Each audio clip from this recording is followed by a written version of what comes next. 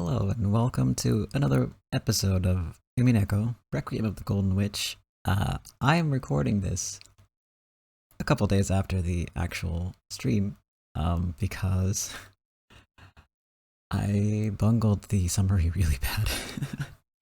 And then I was like, I cannot upload this the way it is, so I won't. Instead, you get tailor-made for the VOD version of like a good summary as opposed to a bad one.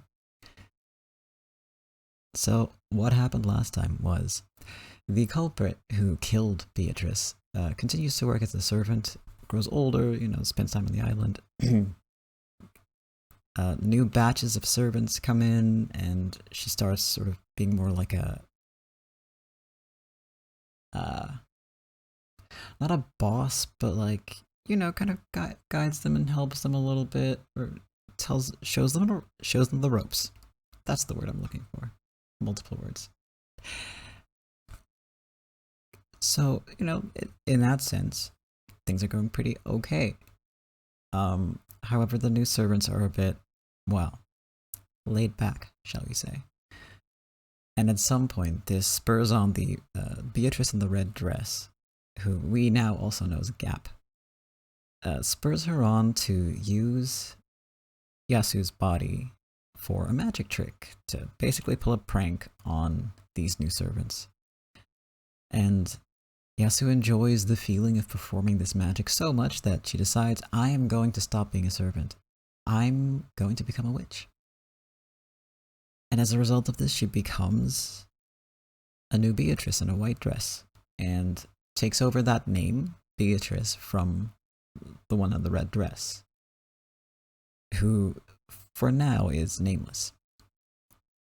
Meanwhile, Shannon is slowly befriending the cousins because they come around pretty often for the conferences and when their families visit the island to discuss things with Kraus and Natsuhi. Mostly Kraus, let's be real here. And in the process of this, Shannon bonds with Balor over mystery novels and falls in love with him. During one of the family conferences, Balor actually tells her that 1 year from then, he's going to come for Shannon on a white horse and take her away from the island, if she wants to stop being a servant at that point and has made up her mind that they're going to be together. It's roughly the gist of the conversation. It's not those exact words, minus the white horse part. That was definitely in there. So yeah, enjoy the good summary. I hope it helps, because if you get a bad summary, it's just going to be really confusing, and that's not good in a story like this. We need to keep track of our shit a little better around here, and by we, I mean me. Alright, we're going back to the actual recording of the episode now, and enjoy. Also, content warning before we dive in.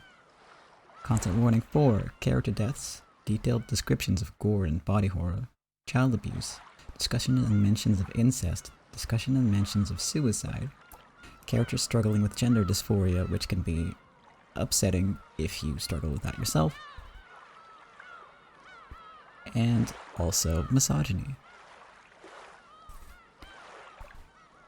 which is relevant in basically every episode. Oof. Oh boy.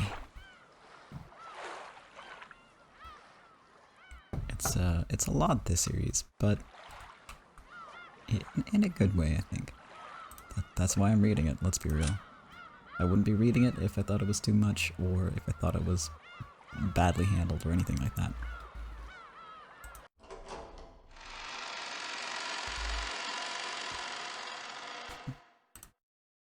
I'm gonna rename the episode real quick.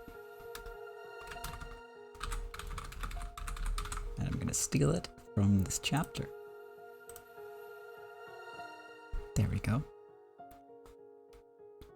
You went to get a drink during the content warning? Good, you're gonna need the hydration. And you should know the drill by now. It hasn't changed much. I took the Balor warning out because I think he's not gonna curse us today with his horrible comments. If I'm wrong, I'm very sorry. But You'll hear the sound of me cringing from a mile away, so take that as your warning. Alright. I'm gonna drink some tea real quick. It is too hot, I'm gonna drink some water instead.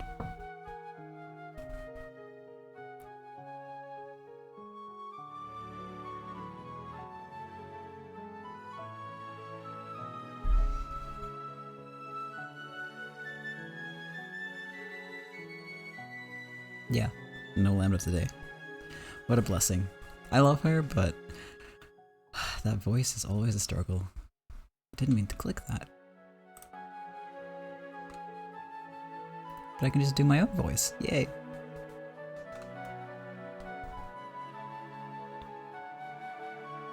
I see. So, this emotion that feels like sweet suffocation is love?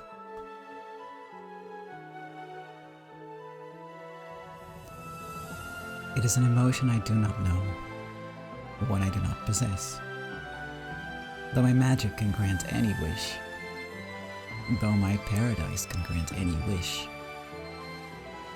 it is something I cannot have, an incomprehensible emotion that burns like fire, and yet one desires madly to hold it close. All I know is that, no matter how great a witch I might become, I cannot create this emotion. It must be given by another person. For the first time, I realized that I was not all-powerful. And I knew what Shannon had discovered in the world of humans.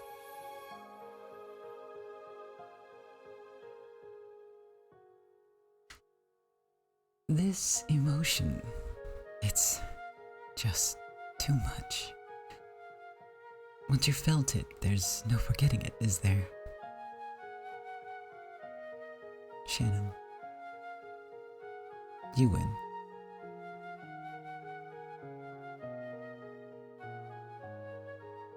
I misspoke earlier, by the way. It was Shannon that was hanging out with Battler. Tee. Love, is it? It may be the most important element, and the one that I lack. Shannon, I shall observe from afar the course of your love. Go forth, and teach me more and more about this new emotion. I should really have written down a summary for this. But you know what? If you missed the last episode, that's, you can go back and watch it.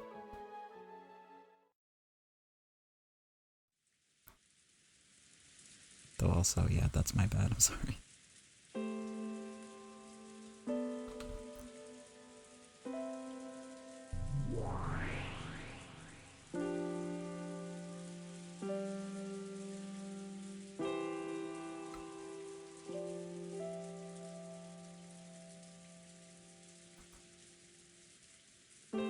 This form is... I'm lending it to you. After all, I hate idiots. Call yourself Claire as a temporary name. Or would you prefer a Beato?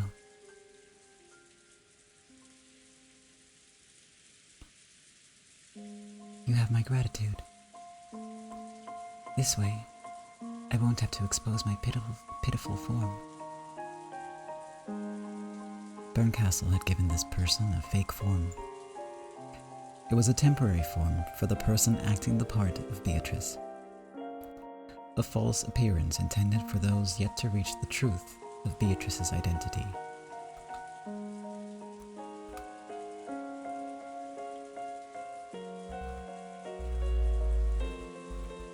Is that a story about me in another world? Leon, it is a tale about me, who is also another world's you. A tale of the world where I live as a witch, not a human. sometimes imagine what-if scenarios for my own life. However, the tale you tell is beyond anything I can imagine. Even so, it's the life that another you has led. But still, that doesn't mean I can accept it easily. Leon suddenly yelled and looked at the floor. Leon already knew. Because of the fragments provided by Berncastle, Leon knew. This was a different world, where the same person lived as the Golden Witch Beatrice. And in this world, eventually, on the day of the October 1986 family conference, this person would be the ringleader of a terrible crime. Even if it is a different world, you're saying that I get my immediate and extended family and all of the servants involved in a terrible crime that I'm the mastermind of. How am I supposed to deal with that? Be quiet. Listen and understand. In a different life, I end up as a servant. And if that wasn't enough, I suddenly become a witch. And then, I eventually carry out several horrifying murders. How am I supposed to understand that?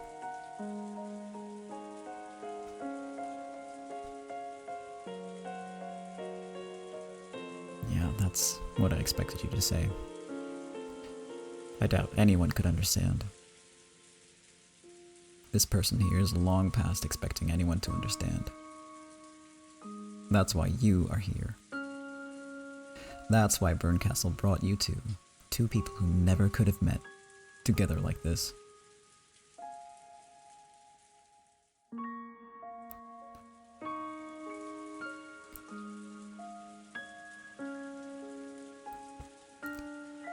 It's not like I had any deep reason for it. It was just a whim.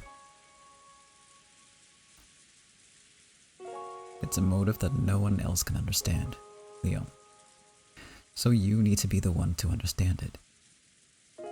I'm not the main character in this tale. You are. I'm just here to help you understand. You said that you understood the culprit's motive. Yeah. Is it a satisfying motive for explaining why I'd kill my entire family? Who knows? That's for you to decide. Even if I say it's satisfying, that doesn't mean it'll satisfy you. You have to decide that for yourself. I really don't have a clue what's going on. I've seen several crimes called game boards that Beatrice supposedly carried out. And now I'm hearing another me talk about a different life from mine. But none of that fits with the crime. I don't understand.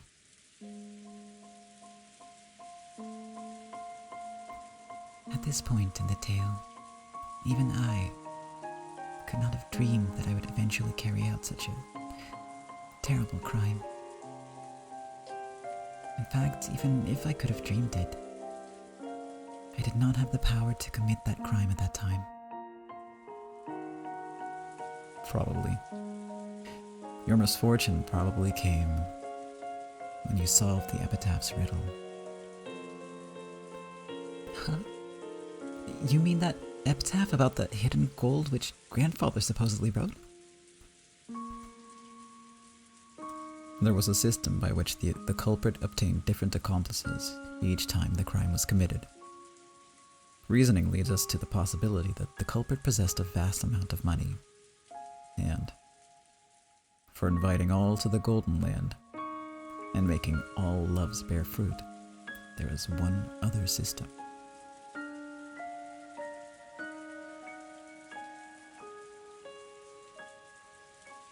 So,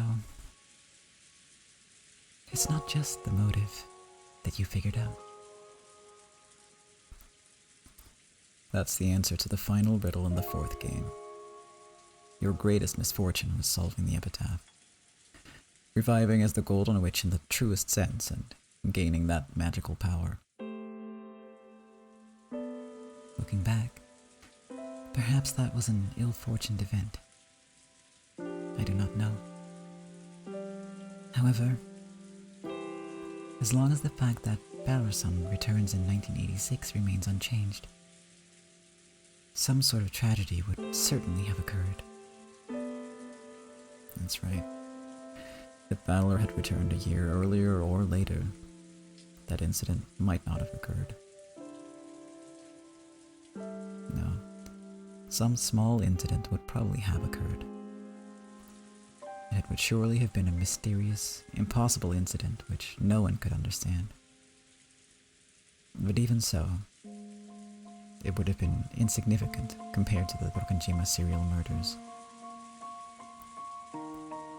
If Balor-kun had returned a year earlier or later, then what?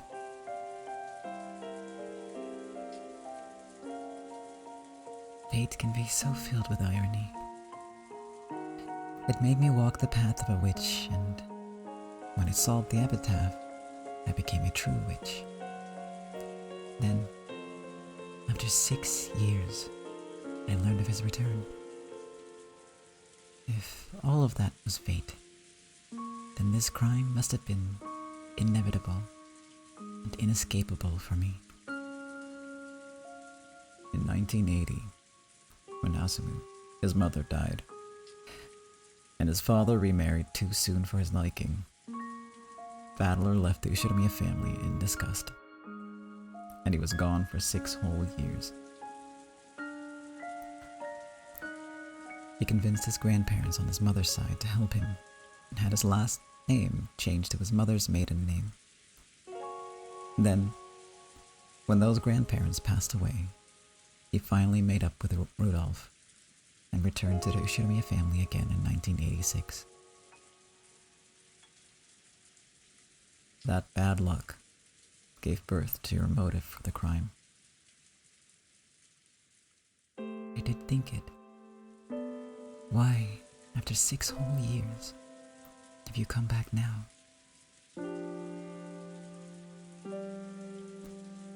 I understand. In a way, it would have been better for you if he had never come back. Of course, my suffering would have continued. However, I may have avoided tainting myself with the unforgivable crime of mass murder.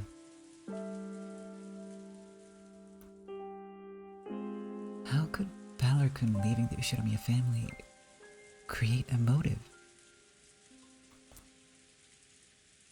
You've got it backwards. Backwards? The crime didn't occur because Balor left. It happened because Balor came back.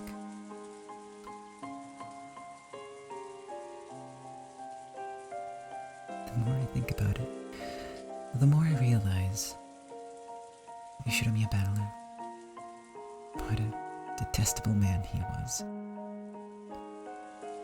More than anything else, because he never realized that the outbreak of the crime was his fault. He did remember, in the end. However, that was long after you gave up and disappeared. That is so, and it would give my heart some peace. I still don't have a clue what you two are talking about. But I'd like to ask you straightforwardly. I want to know, what on earth happened to you that made you decide to commit the crime? Yes, that's the most important part. Just like how Ushiromiya Balor respected the whodunit in mystery novels, in the tale of the Golden Witch and in the game, the answers to all riddles are hidden there. In that case, allow me to continue. 1980. 6 years before I resolved myself to commit the crime.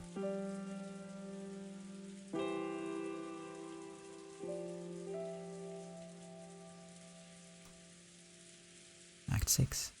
Days of Trial.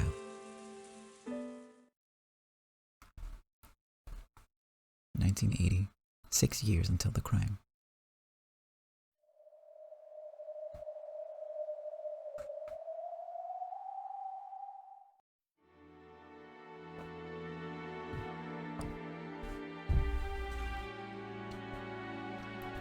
Alright. Just gotta drink some more tea.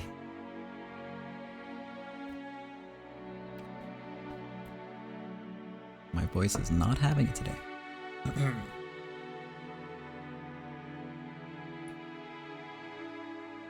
Yeah, I'll try not to let it get cold. But it probably will get cold at some point. That's okay though, I'll still drink it.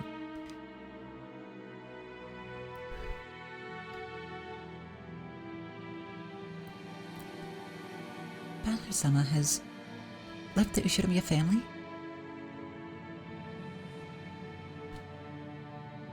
Manon, what did you sound like again? Wait, that's not your name. I think it's Manon.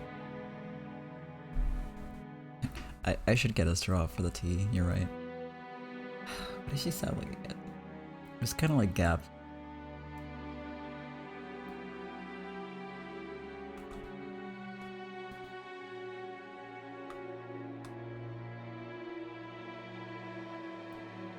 That's what Krause-sama and Rudolph-sama were saying. What a shock!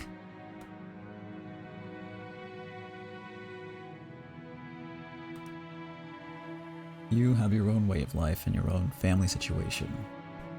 I have no intention of criticizing those. However, father is in a towering rage. Disinheriting a son is one thing, but I've never even heard of a child becoming so fed up with his family that he changed his own name.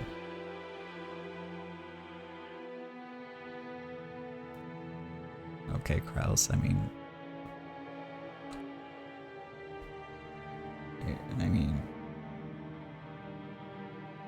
he's wrong. That happens pretty regularly, I'm pretty sure.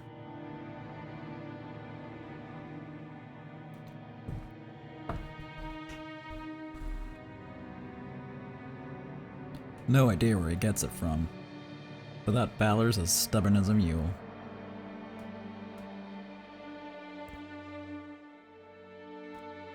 If you are unable to understand Balor-kun's feelings, I believe that would make you a failure as a father.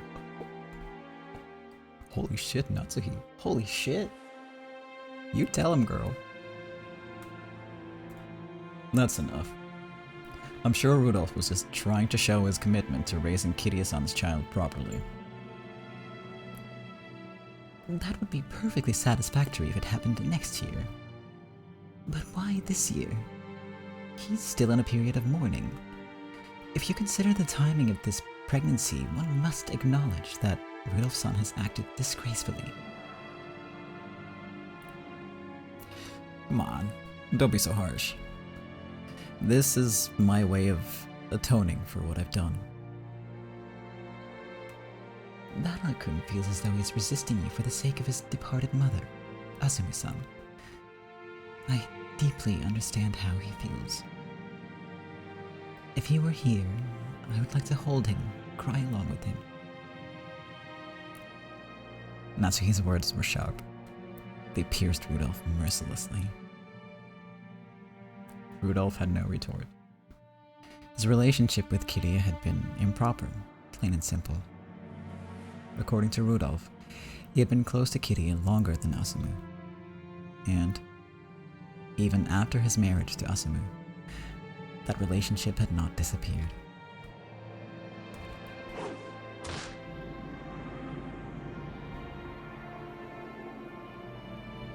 What the hell?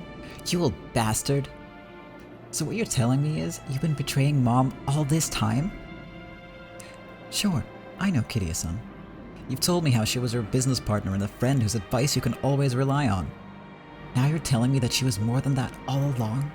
And you think I give a damn about that now? If If all this had happened after Mom died, that'd be your own damn business.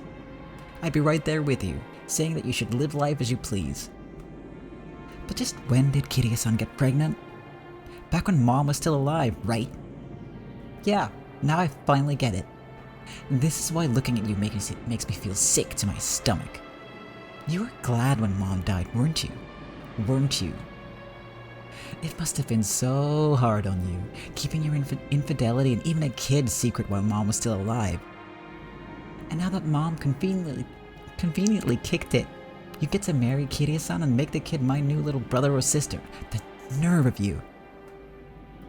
Mom was crying her eyes out in heaven. You should be ashamed of yourself. You should be ashamed. I am.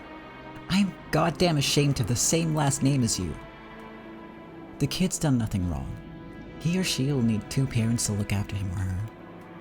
So you go ahead and build a new family and give that kid a happy life. But don't expect any forgiveness from me. Because Mom isn't even here to hate you anymore. So I'm gonna hate you in her place. With all of my body and soul. So long, you old bastard.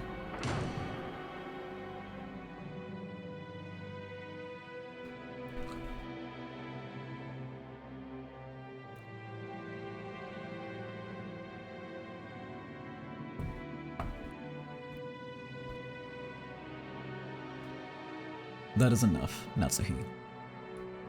Rudolph hasn't lost the affection he feels for Battler-kun. It may take some time, but he wants to fix their relationship one day. No less should be expected of him as a father.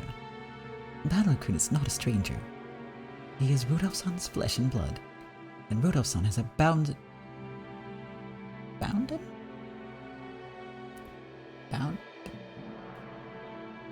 Is that how you say that? Sorry, I've never seen that word used that way. A bounden duty to repair their relationship. Hey. I'm gonna Google that later, if I remember. I'm not sure that's correct English. Maybe it is. Go ahead. Heap it on me. I won't argue back. That's the only way I can atone. At the very least, make sure you give the new child a happy life. The new kid and Battler. They're both my kids.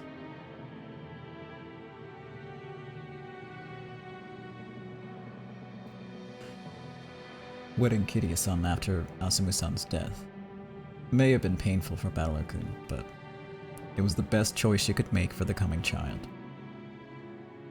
I understand why you did it.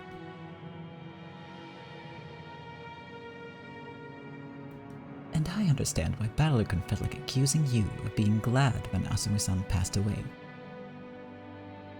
Stop, Natsuhi. Rudolph has already been scolded enough from the person most fit to do so. I mean, I'm with Natsuhi, honestly. And you know what? I think it's really nice to see her stick up for Battler like that.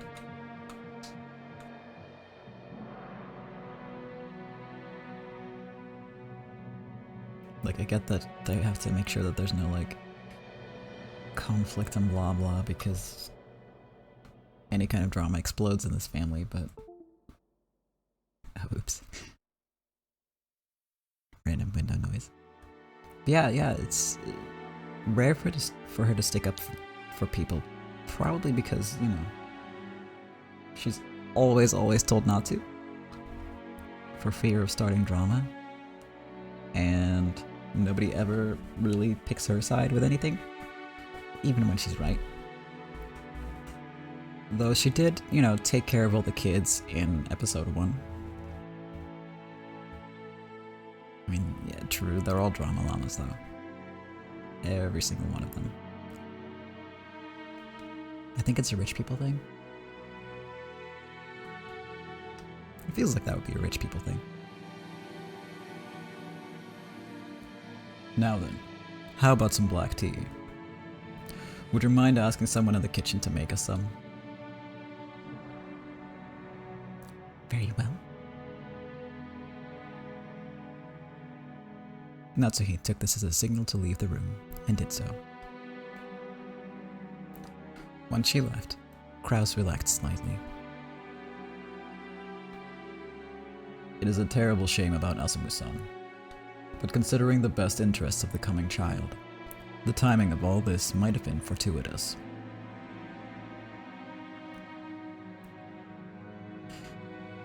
It's almost as though Asumu knew about it and stepped down from the stage of her own choosing.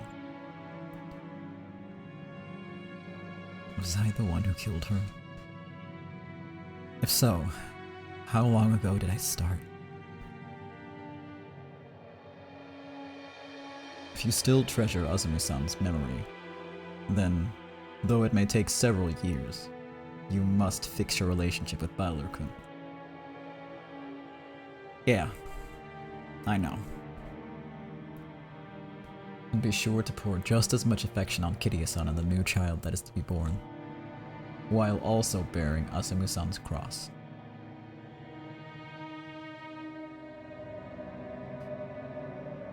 They have reserved seating in hell. I hope that one of their finest seats has got my name on it.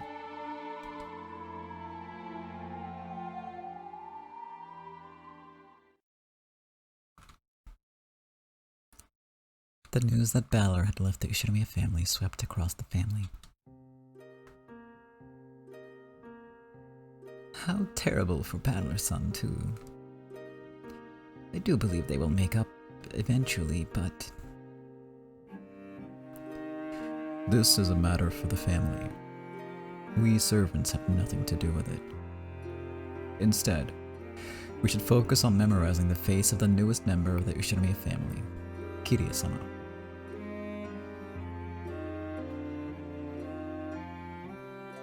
Yes, that's true.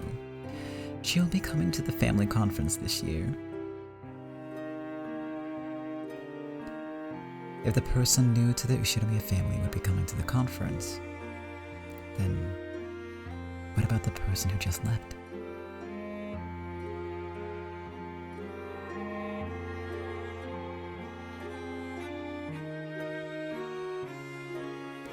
That means Balor isn't coming, right? That seems the most probable outcome. How lonely is the loss of a single, noisy man?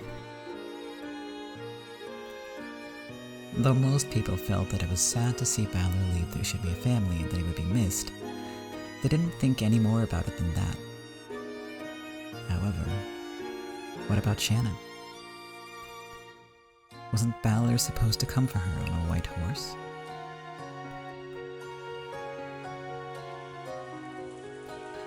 At first, I was shocked, because I immediately thought that his departure from the family meant that he wouldn't be coming to this island anymore.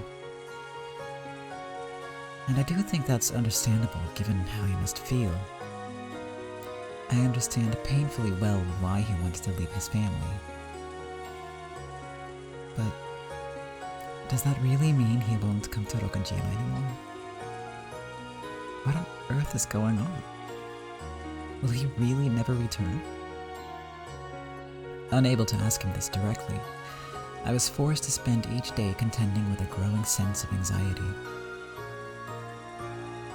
Balor-san, I understand how you feel, but you wouldn't leave this place behind forever just because you broke away from the Ushinomiya family, would you? Tell me it isn't true. I was so confused that the world seemed to be spinning around me. I felt tightness in my chest and I couldn't think at all.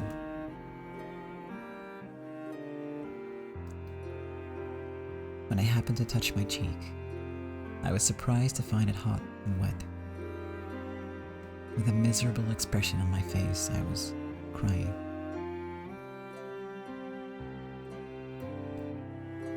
Shannon.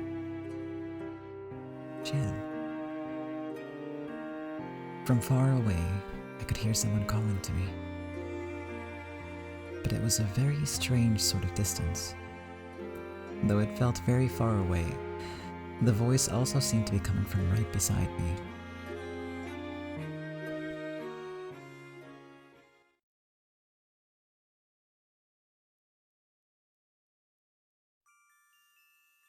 Shannon,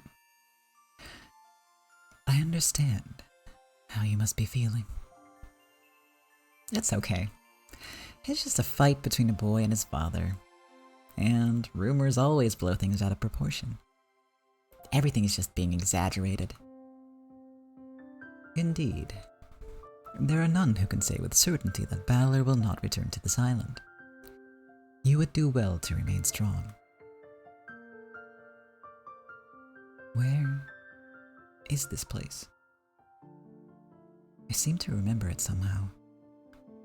It's like it reminds me of the scenery of a strange dream I once had. Then, this must be another dream. I was there, under an arbor in a golden rose garden. And 2 witches in white and red dresses were showering words of encouragement upon me. You can be sure that those rumor-mongering young servants are embellishing the story however they please. That he has changed his name is obviously a gross exaggeration. Surely this can be nothing more than a family quarrel.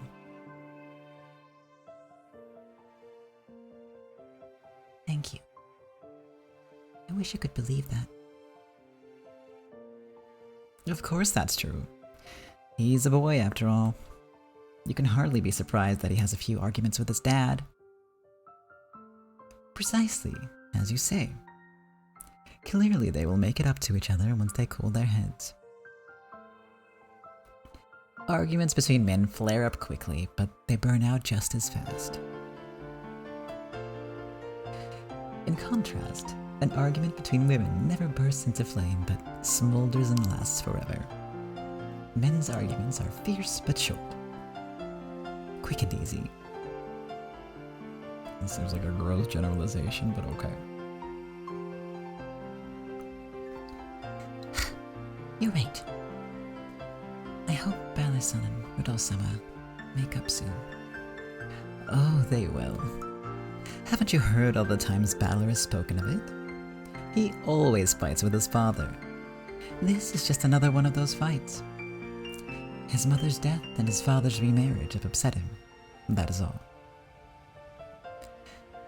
It sounds as though he's gone to live with his mother's parents, but he'll come back after he's had a few days to cool his head. You know, like a kid running away from home. The 2 witches kept saying that Balor's fight hadn't been anything huge. If it was just a family quarrel, the rumors wouldn't have started in the first place. I just can't feel optimistic about this. In any case, this is a problem between Balor and his father. Have patience, and time will heal all wounds. Matters will not be helped by you worrying about it. Just because Balor didn't come today doesn't mean we can be sure he'll never come. All this means is that Rudolph came alone today. Very true. Of course he will appear at the next family conference, as energetic as ever. By then, Rudolph will probably bring that Kiria here too. Balor may be sulky about it, but I'm certain that he will come too. You're right. Yeah. I'm sure. You're right. How nice would it be if they were right? In fact, if I could, I'd like to flip through the entire calendar until autumn right now, and check to see whether he does come to the next conference.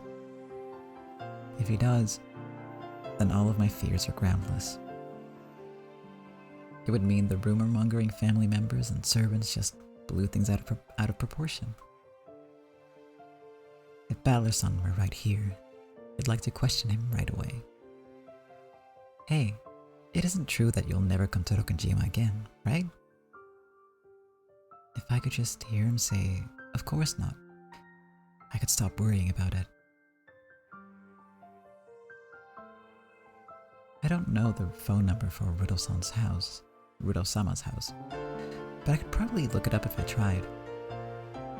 However, as a servant of the family, I have no excuse for making the call. And anyway, I have no way of finding out the phone number at Balor-san's grandparents' house.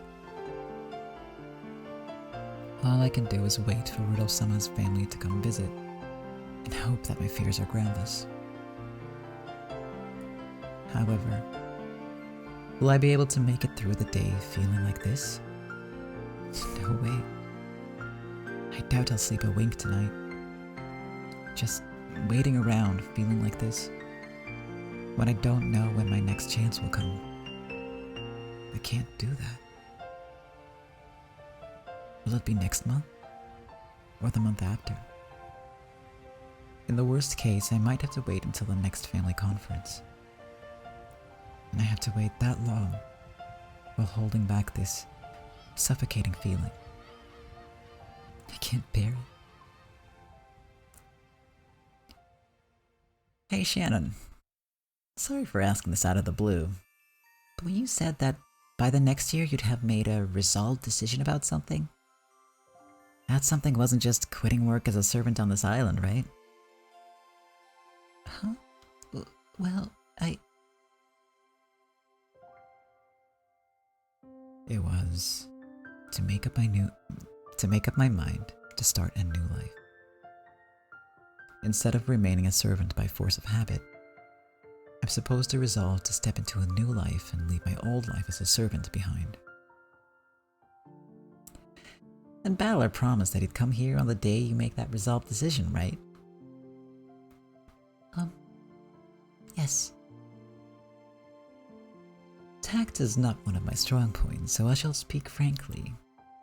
You're supposed to resolve to start a new life with Balor, correct?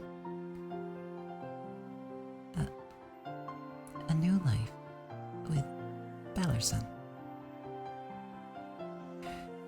You're afraid that Balor will not come for you on the day of your decision. However, there is more to that day of decision than just Balor coming to see you. It's also the day for you to show your resolve to spend the rest of your life with Balor. That resolve is yours to create. It is not something that will be created automatically upon Balor's visit. Shannon, are you already resolved to spend the rest of your life with him?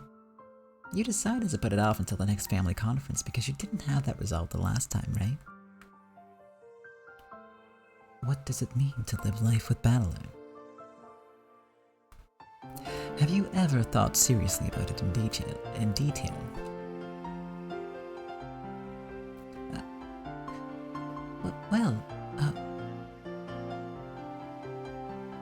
As long as I'm working as a servant on Narukajima, my opportunities for meeting him are limited.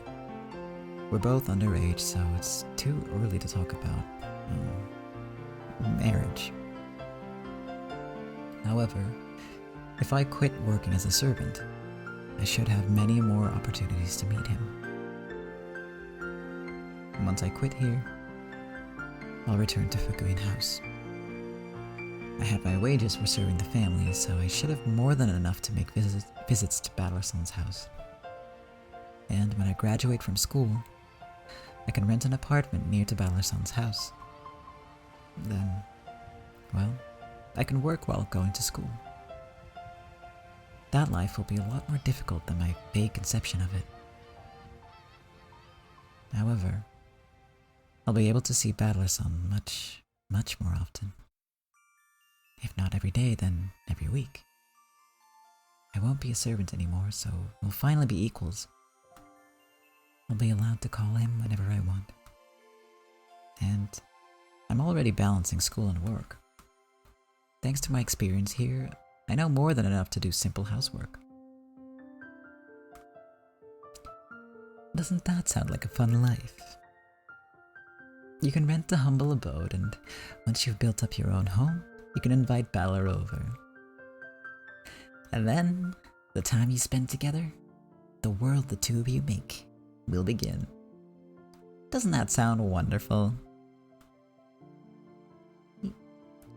Yes. It does sound a bit wonderful. This was the first time I'd ever imagined that future clearly. I've been able to appreciate the feeling of my love for him, and my honest desire to live my life with him. However, now that I have a clear picture of the future I plan to choose, I finally understand. I need to mentally commit myself to embarking on this future.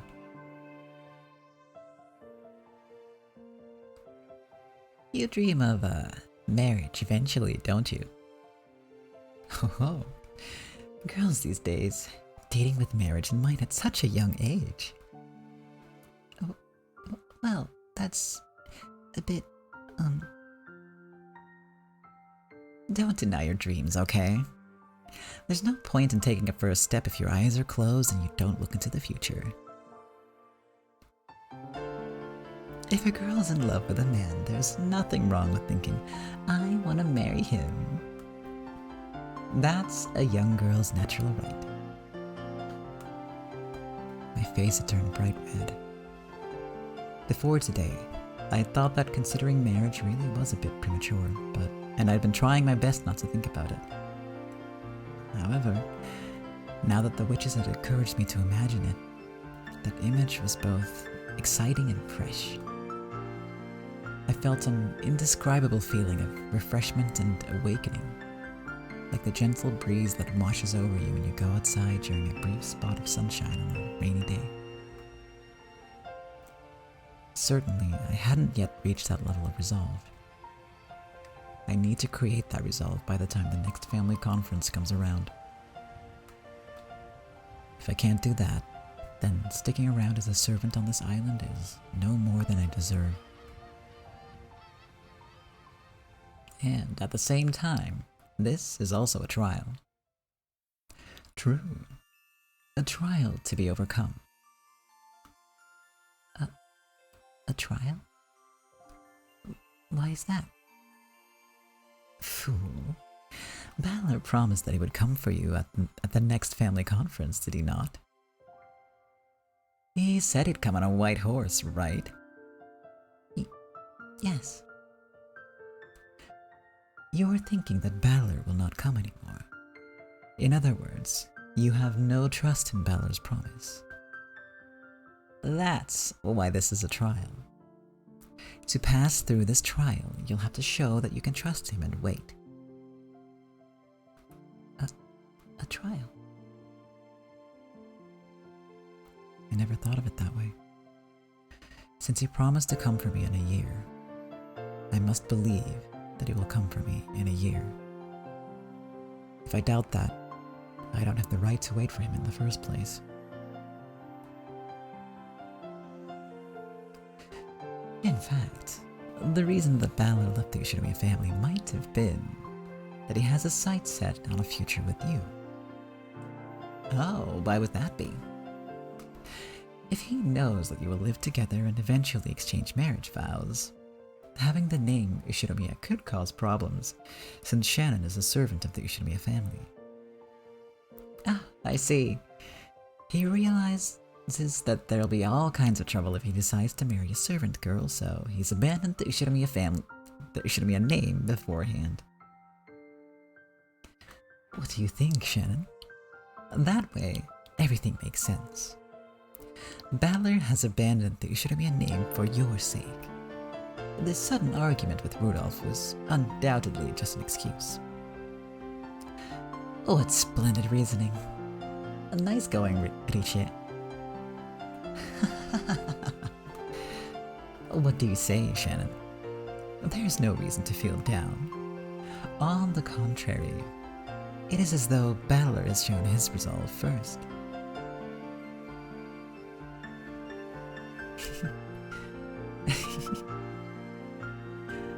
A smile finally returned to my face.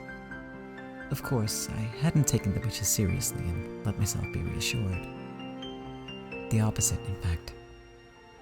It was just funny that they could think up such ridiculously convenient explanations for everything.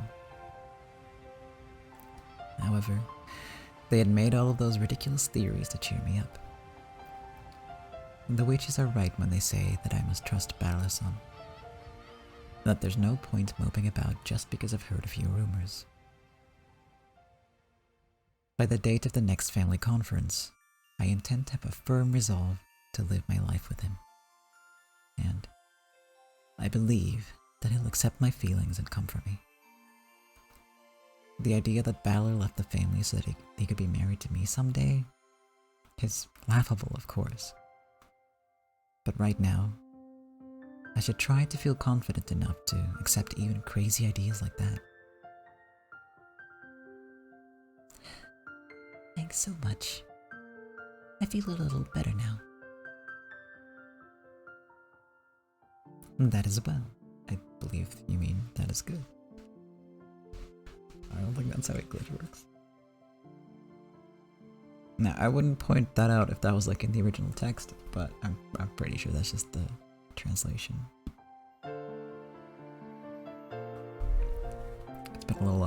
It's been a little off here and there recently. I cannot stand watching you dampen your pillow with tears. Thanks for coming into my dreams to encourage me. Yes, it will be morning soon. This is all a dream. You will surely have forgotten it when you wake up. However, your heart will be at peace. Yes, I'll believe in him and wait. So, I won't listen to every little rumor. Very good. Wait until the next conference while improving yourself. If you think of it as training to become a wife, all of your everyday chores will grow more meaningful. Thanks a lot. Riche, it'll be morning soon. Is that so? Then, so long, Shannon. You may not remember me, but I will always be by your side, watching over you. Thank you. Thank you.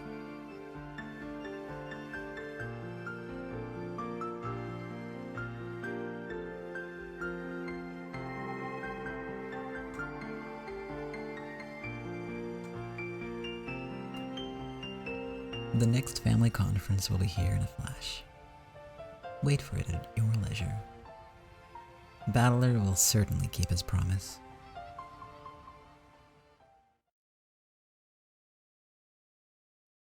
One year later.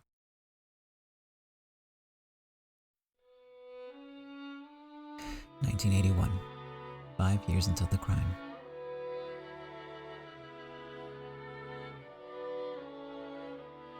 Pleased to meet you. My name is Kirie. I hope we can all become quick friends. I've known your name longer than I've known Azumi-san's. I hear you're Rudo's old girlfriend. Yes, we've known each other for quite a long time. I can't read today, jeez. Welcome to the Uchinomiya family. I hope you find it easy to grow comfortable here. Yes, I'd like to grow comfortable quickly so that I can support my husband. But look at how cute that little girl is. What's her name? This is Anja-chan. What a cute name. So, you two couldn't make up after all. I thought that this would be the perfect chance to bring him back, but he's as stubborn as Dad. Will Battler-kun ever come back? I'll miss him. Nothing wrong with the man having the backbone to find his own way in the world. I'm sure he'll make it big and come right back. You think so? Right now, Battler-kun's home isn't home for him. There's no reason for him to go back there. Enough. This concerns Rudolph's family only. It is not our place to meddle. Thank you, Kraus-Nissan. This is an issue for our family alone. However, I intend to do all I can to see that Balor-kun and Rudolph-san can live together again someday. After all, he's Anja's one and only big brother. Yup. When that kid gets stuck on something, anything you say to him will have the opposite effect. Asunu's father has a bit of a short temper. Looks like he's been adding fuel to the fire. It'll be okay. I'm sure he'll understand your feelings before too long. We can't do anything except cheer you on. Even if he doesn't come back. We're all praying that the two of you will make up quickly.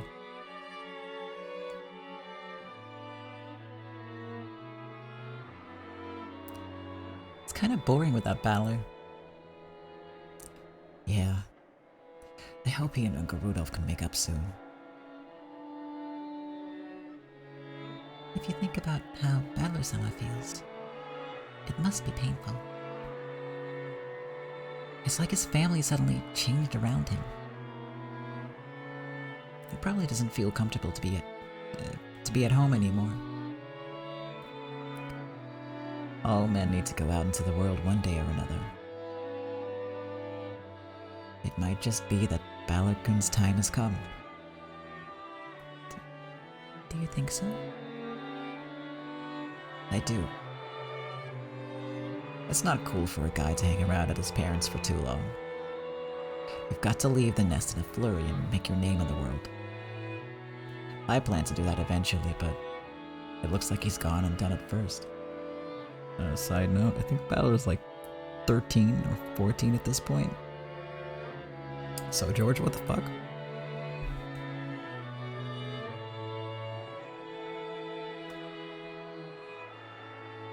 What the fuck, George? Once he makes his name in the world, do you think he'll come back? It may be that he never comes back. After all, this might be leaving the nest to him.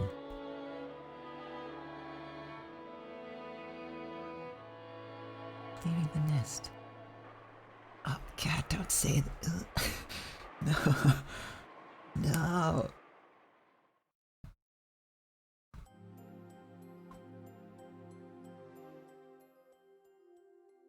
No.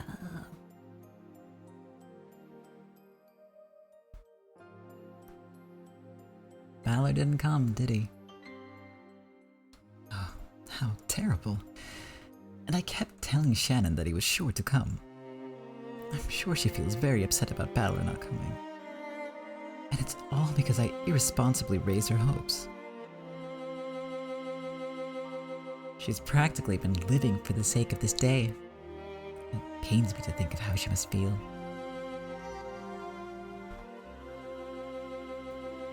Thanks, you two. I'm okay. I had been reunited with the witches. Once again in that dream world. Though I could never remember anything during the day. Now that I was in the dream world, I somehow knew that this was a reunion. The witches both looked apologetic. Though they had tried to cheer me up by saying that Balor would come today.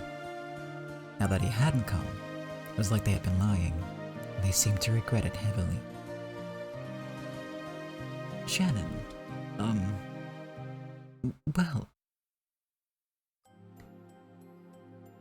thanks for your concern.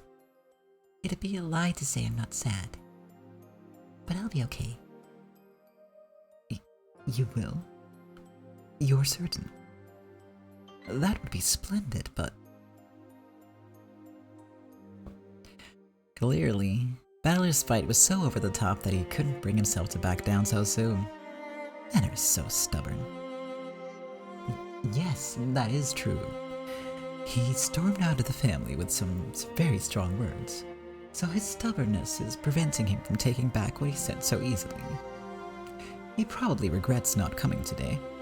Yes, that must be it. For some reason, they seemed nearly desperate in their attempts to encourage me. It was almost funny to watch. I couldn't help but giggle. Thanks a lot, both of you. After all, you're the ones who told me in the first place. This is a test, a trial to be overcome. The truth was, I couldn't really fool myself so easily. When will he come back? When will he come for me? When isn't the question. Will he come for me, ever? If I start moping right now, the uncertainty and sadness will probably tear me apart. But they've taught me.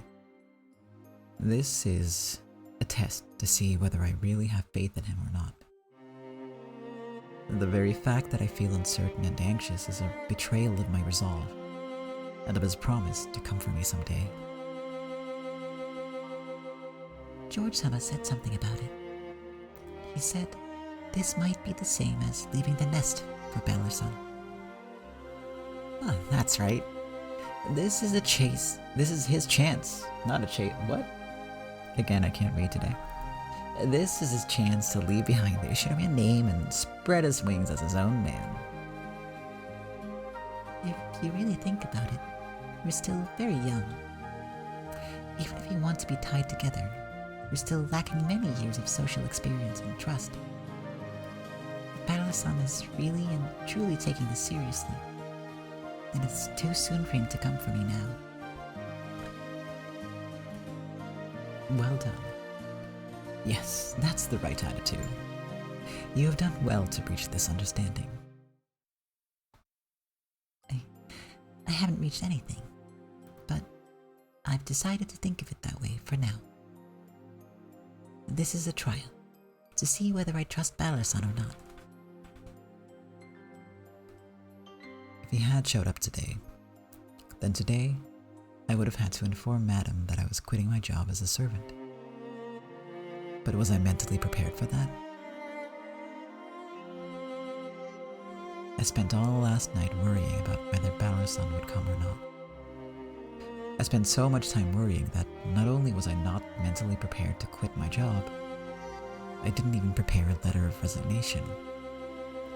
In short, I still don't have the resolve that I promised him that day. I'm sure that God knew that. Balor is supposed to come for me when I found my resolve. I wasn't resolved, so it's only natural that he didn't come today. Yeah, it all makes sense now.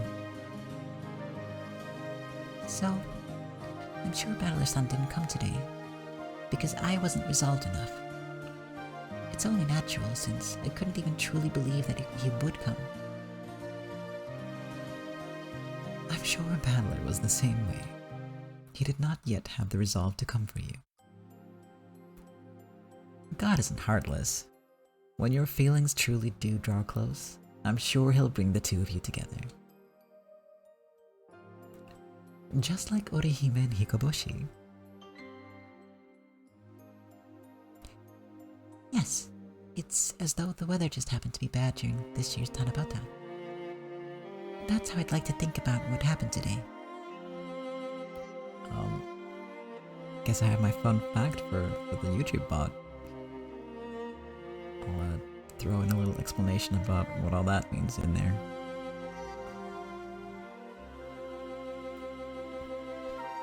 That's how I'd like to think about it. I have no other choice. Balor-san.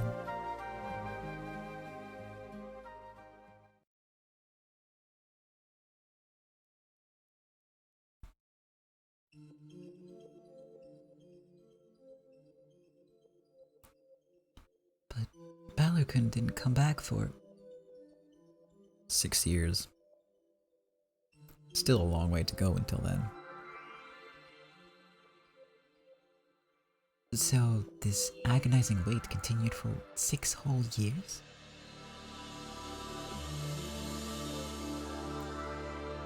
When one waits every year for something to happen the next, and then the same thing the next year, and the next, it becomes similar to waiting for an eternity. Pretty pathetic, don't you think? After all, this promise you thought Balor made seems to be something he wasn't even conscious of, right? Balor-kun does tend to use melodramatic phrases, just like Uncle Rudolph. His turns of phrase might have led to a misunderstanding. Some girl's going to stab Balor in the back someday. Well, that's more or less what this tale is.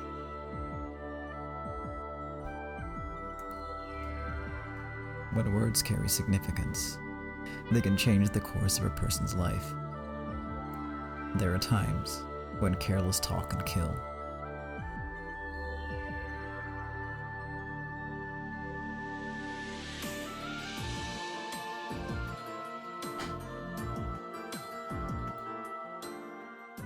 Oh boy.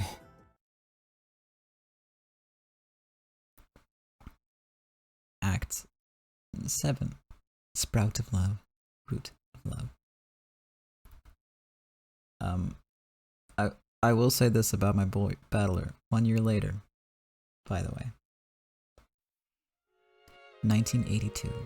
4 years until the crime. I'm pretty sure that Battler meant it, but then his whole family life like imploded. His parent died, his mom died. That's not something you're gonna bounce back from easily, no matter what. I think it cut him some slack. That's a lot, you know.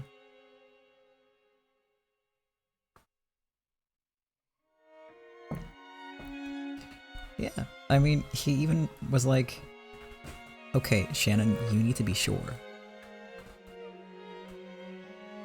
If he was just saying like, oh yeah, I'll come riding in on a horse, next, like, it would have been like next week, and whether she likes it or not, right? If it was careless, like, but he was like, okay, we're planning this. When are we doing this? And I'm only doing it if you're sure that you want this. Like, that's so different from it being careless. Or like offhand, or him not meaning it. So he clearly meant it. He just, you know, life happened, and I think he could be forgiven for forgetting to a degree. Because he shouldn't have forgot, like, completely. That's fucky, obviously. That's not very nice.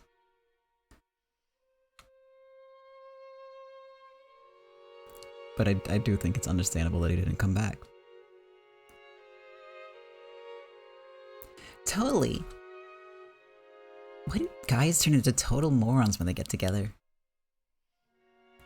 Jessica's room was filled with laughter. Hey Lulu, welcome to the stream that you're definitely not late to. When you arrive, that's always on time. How are you doing? He should have sent the postcard, that's true. It was one hell of a reality check. I thought this guy was a bit cool, a bit mature. And when I see him with some of the other guys in our class talking about dirty stuff with his creepy laugh. Was it then or when? Then. Just checking for my own sanity.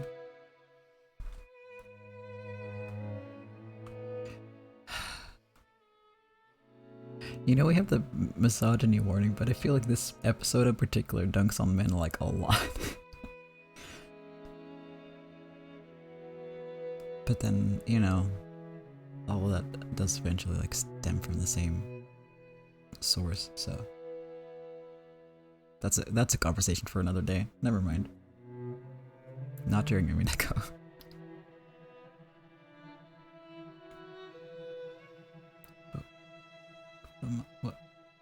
What does that mean? Is that a real word, cat? Anyway.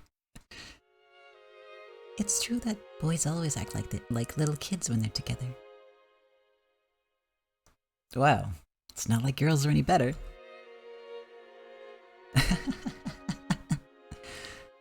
The fun chat between girls continued without end. Yes, Monday stream is when we get political. Oh, I think the term you're looking for is misandry. Right? Or is it like a legit word? I'm confused.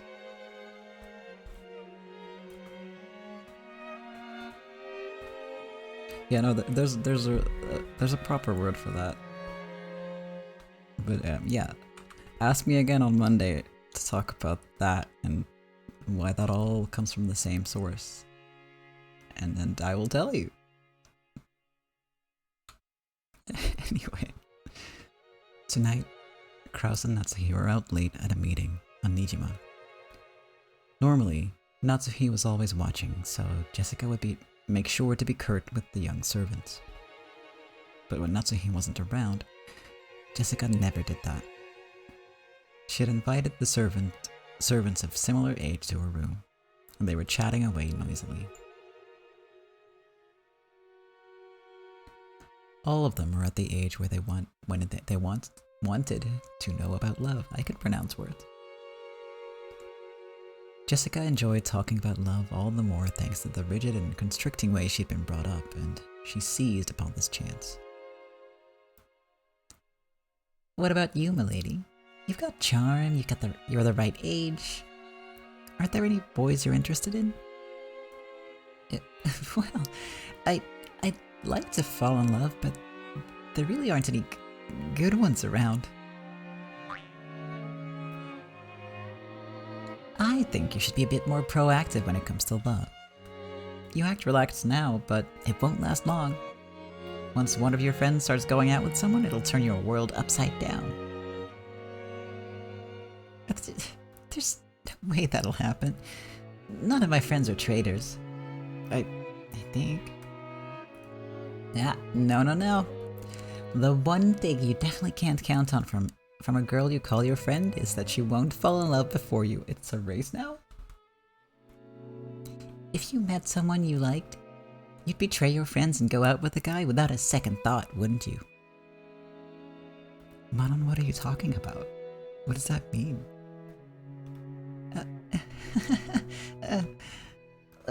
What about you, Shannon? It's not fair if I'm the only one who has to talk. I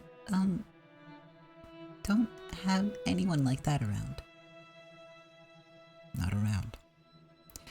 He's far, far away, and like Orihime and Hikoboshi even. I don't get to see him very often. In fact, I don't even know when I'll be able to see him again. However, I believe that he'll come for me someday. I believe it. Don't you betray me, okay? Blah. Don't you betray me, okay, Shannon? If we get boyfriends, we'll get them together, okay? Right? Right? We promised, right?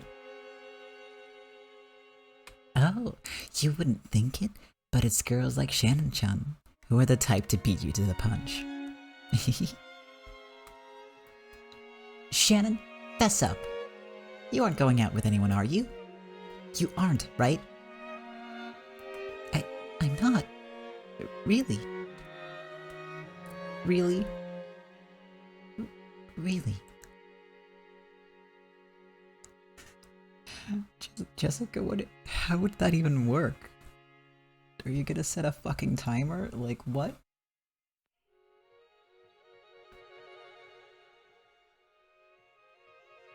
Shannon did take that to heart, I think. Yeah. We'll get boyfriends together, okay? No matter what happens, okay? Cross your heart and hope to die, stick a needle in your eye. Yes. I promise. That's the face of a liar. I'm willing to bet Shannon-chan's the first of us all. I can tell. It's always the quiet ones that go first. Shannon, how could you? Fess up, fess up. I have no idea what's going on. Please stop, milady. That tickles. Amid cheerful laughter, another lazy Sunday afternoon passed by.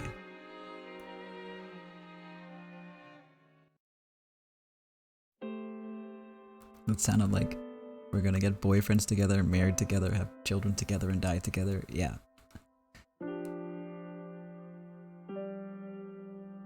At that point, just marry each other, you know?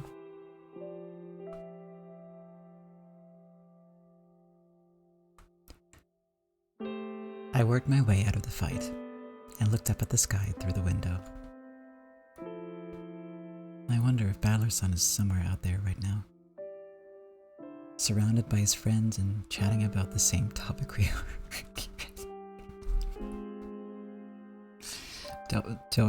Do not keep it in the family.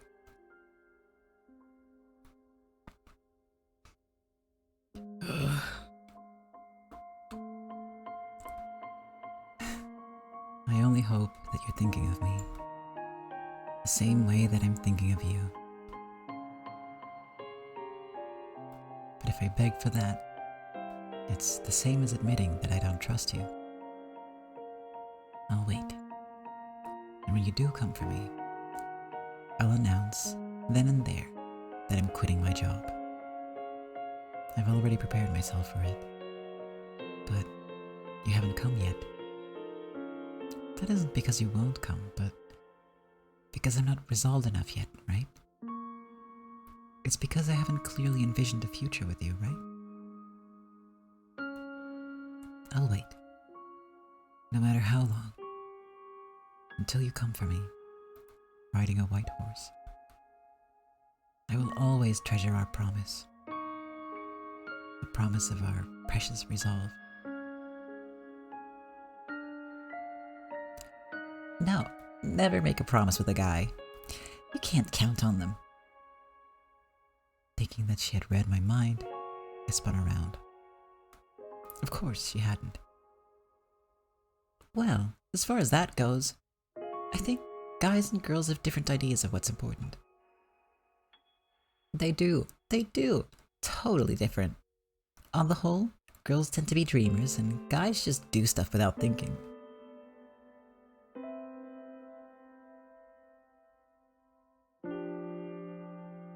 I'm gonna go on a ramble on Monday.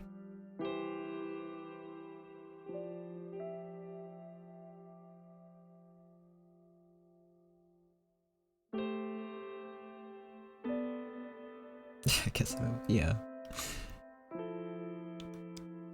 I mean, to be fair, this is all bullshit, and the implication here is this is actually part of the problem, right? Shannon hears this stuff, takes it to heart, and then murders happen. So keep that in mind. I guess understanding between the sexes is pretty much impossible after all. At least, I think it's pretty hard. Girls often have the bad habit of thinking they know exactly what the guy is thinking right away.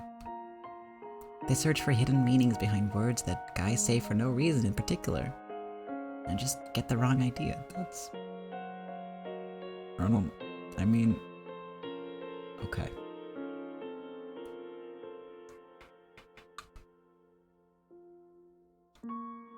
Yeah, I've known girls like that. Girls who've taken what anyone could tell them was just some meaningless comment as a sign that the guy's totally into them. Yeah, I see it all the time. I see a lot more men doing that about women, but okay. Wait, doesn't she go to an all-girls school? Okay, that actually makes a lot of sense. It's painful to watch when a girl gets the wrong idea.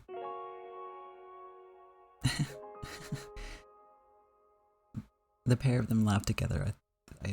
Yeah. Monday will be no. We'll make it fun on Monday. I promise. Don't worry. I have to counter all this sadness. When a girl gets the wrong idea, could that be me? No, that can't be. After all, Valor-san made a clear promise to me. He said he'd come for me riding a white horse. I mustn't doubt. I'm sure this conversation I'm hearing is just another one of God's trials. So I won't listen. I won't even think twice about it.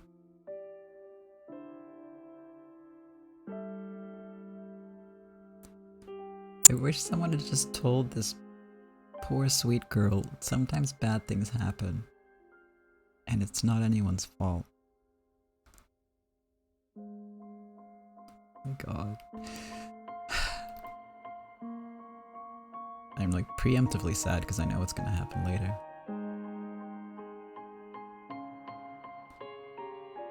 There's one thing I never want to be. It's one of those embarrassing girls who thinks a guy's heart is linked to hers for no reason.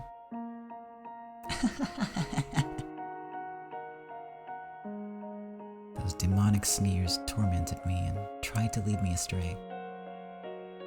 Sure, he'll come for me. He'll come to the next family conference.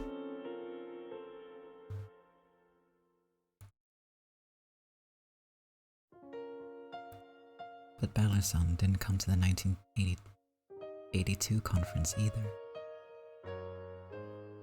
More and more things keep changing away from the way they were at the last family conference he came to. Kiria-sama, Rudolph-sama's new wife, now blends in perfectly here, coming down off the boat with a familiar stride. Her daughter, Anji-sama, is growing well, and all of the family focus their attention on her. Also, Maria-sama, who was so small at the time, is already 5 years old. She's full of energy and old enough to enjoy playing with George-sama. Neither Jessica-sama nor George-sama brought up Balor-san's absence. The other relatives were the same way. No one touches upon the subject, as though they've forgotten that Balor-san is missing.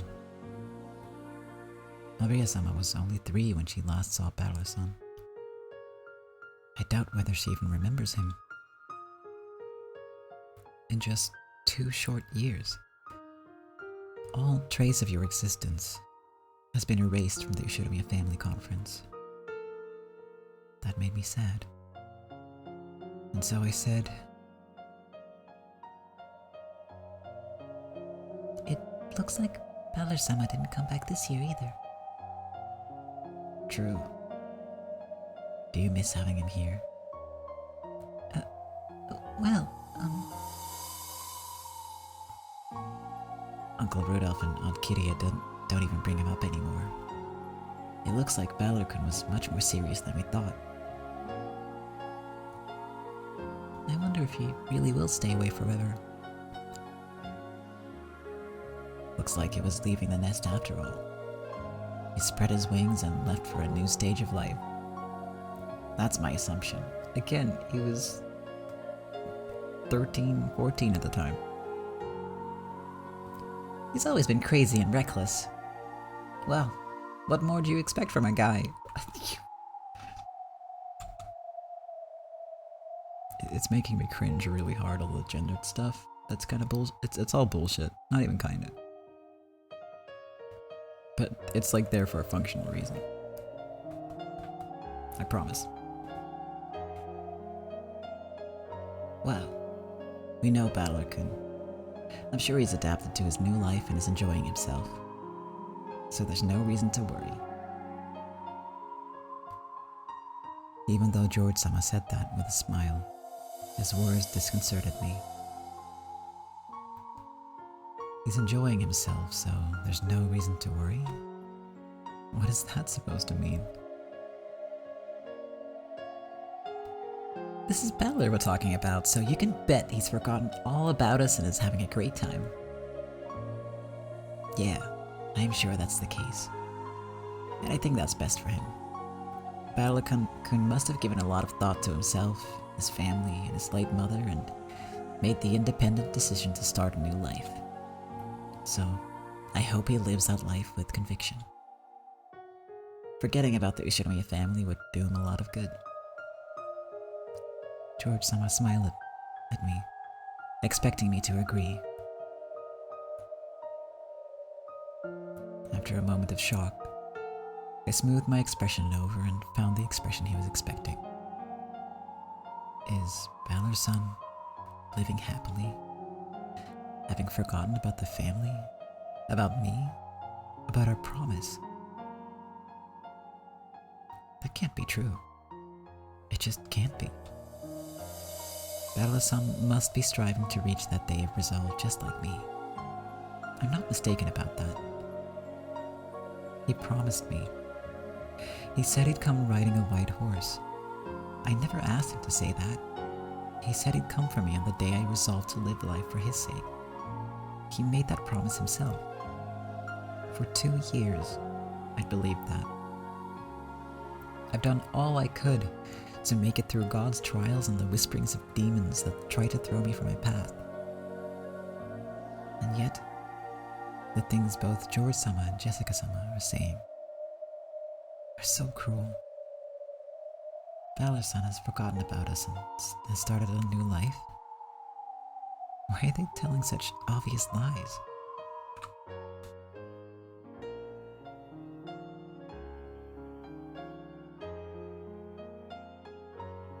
But that night, I dreamed of Balor-san for the first time in a long while. The Balor-san in my dream wasn't the Balor-san I believed in. It was the Balor-san that George-sama and Jessica-sama had spoken of. The one who had forgotten everything and started a new life.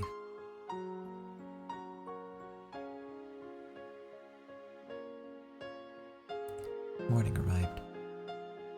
I woke up with a tear-stained face. The me in the mirror whimpered through tears that she couldn't wait any longer. If you've managed to wait this long, why can't you wait any longer? This is a trial. We have to believe in him and wait. But the me in the mirror spoke. It was sharper than a fragment of glass. We talk about this promise, but did we actually make a promise with him? Don't you remember what Jessica-sama said? That some girls are dreamers who get the wrong idea. Don't you remember what George-sama said? That Balor-san has gotten used to his new life and has forgotten about the Ushinomiya family. He wouldn't be the only one to forget. Without me asking about Balor-san, everyone on this island would have forgotten his name. Even Rudolph-sama doesn't say his name anymore. If I weren't here to remember his face, perhaps his existence would have been erased from the hearts and minds of everyone here. I don't believe it. So, I won't doubt him. Balor-san must still remember our promise. We're both waiting for the day of resolve. The day we'll be together. Balor-san, my mind is firmly made up. Does the fact that you're not here mean I'm still not resolved enough? No. It's because you and God are testing me, isn't it? In that case, I will endure until that promised day inevitably comes. So, please, Balor-san, I want some sign that you haven't forgotten me. That was the crack that ran across my ceramic heart. At last, I had to acknowledge the possibility.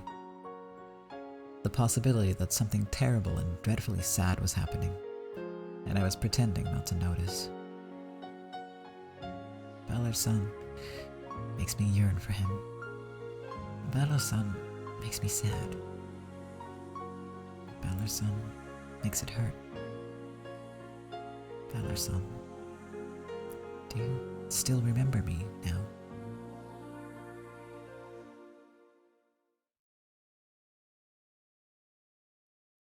One year later.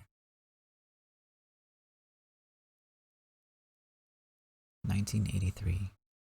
3 years until the crime.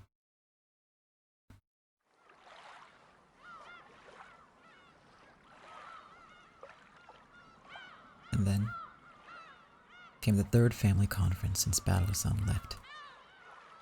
If the number of beds was going to increase, he would be told about that when setting up.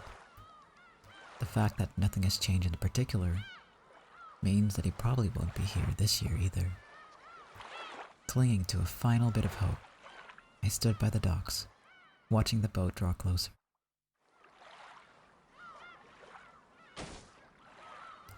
Hey, Shannon-chan. You're looking as pretty as ever. Rudolph. What the fuck? Careful, Anjin. Watch your step. Hey, Shannon. You know, I love visiting Rokanjima. Uncle Kraus really should hurry up with his plans to turn it into a resort. Why bother? It'd be such a waste. Maybe it would. How have you been, Shannon-chan? I think you've gotten a bit taller since last time. Thank you very much. And the weather's good again this year. Sure, that was a sentence. That came out totally normal. You're right. I'm gonna drink some water.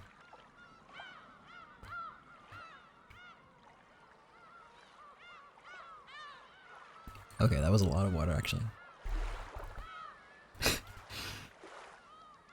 Yeah, we don't like dehydrated people here. Not allowed. I mean, you are allowed to join in. We're just gonna hand you a bottle of water, I guess. Anyway. And I say this frequently forgetting to drink water, so yeah.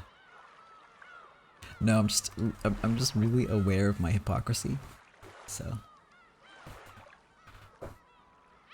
it's because I just forget. That's why I have reminders all over the place. Because I too want to be in the water club. I just forget sometimes. Just like Battler forgot his promise. Oof. We should count our blessings that we can bring the whole family together like this without a single one of us missing. Please allow me to guide you to the mansion. So, after all, Balor-san has been so thoroughly forgotten that he might as well not have existed in the first place. The sadness must be showing on my face. Not wanting anyone to see it, I turned my back to the family and led the way up to the mansion. Then, suddenly, someone mentioned Balor-san's name, and I jumped. What, you saw Balor-kun?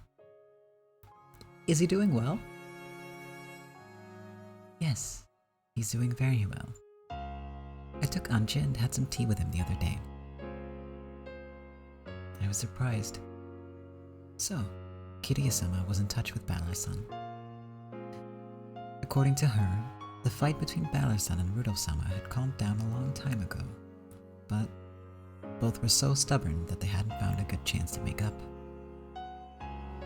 And since Balor-san had gotten used to living with his grandparents and going to school near there, it wasn't going to be easy to get him to come back home, especially considering that the grandparents were adding extra complications.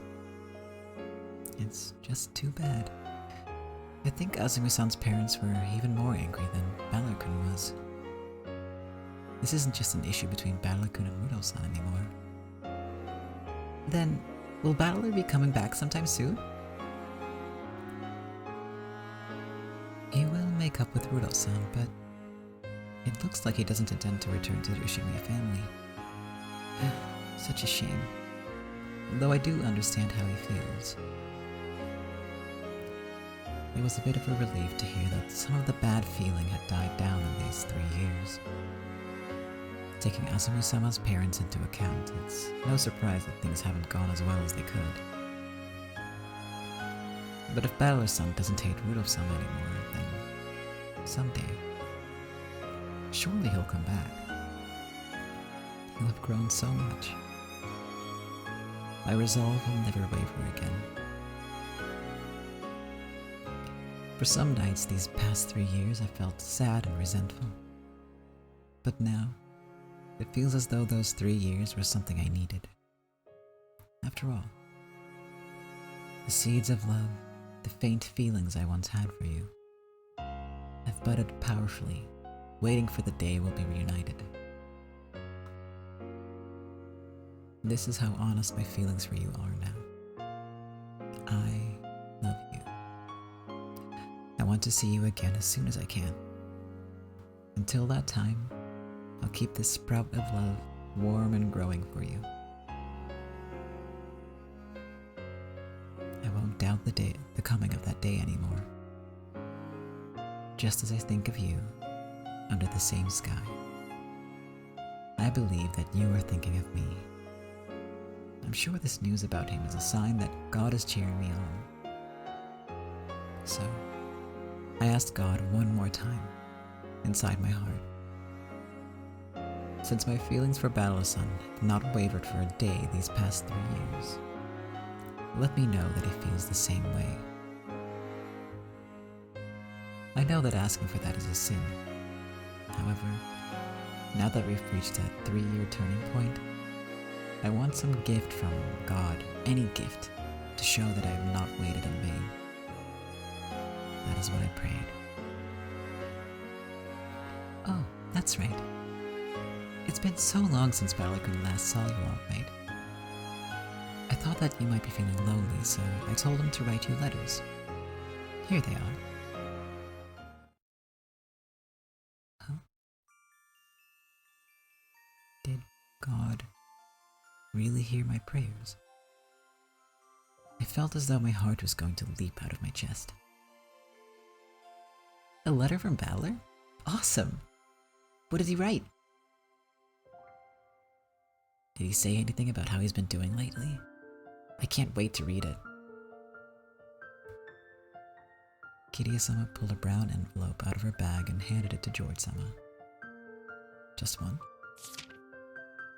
When George-sama opened it, several folded letters came out. Looks like this one's addressed to me. They all have different names on them. Here, this one's yours, Jessica-chan. Thanks! And this one's for Maria-chan. Will she be able to read it? I'll read it to her later. Thank you. There's even one for Anja-chan. Now, of course, she can't read. I'll give it to her when she does learn. He says he's doing great and having a blast. That's awesome.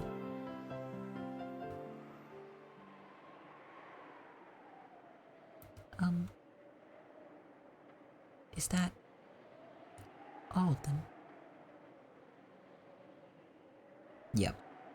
Looks like that's all of them. Thanks a lot. George-sama handed me the empty envelope.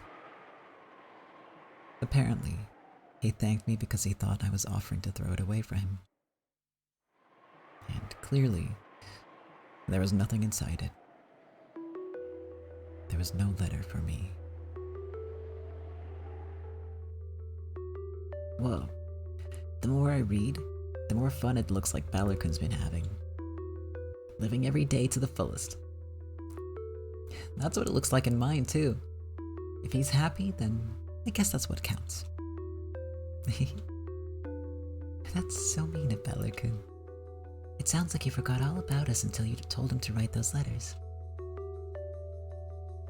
Well, you know what he's like. Balor could enjoy his life. And I hear he's popular with the ladies at school too. Wow. Incredible. What? George, calm down. There should be plenty of girls who like those hilarious melodramatic lines of his. Makes sense to me. I wonder if he really does plan to stay away. It looks like he does. In my letter, it says that he doesn't plan to return to Rokkanjima.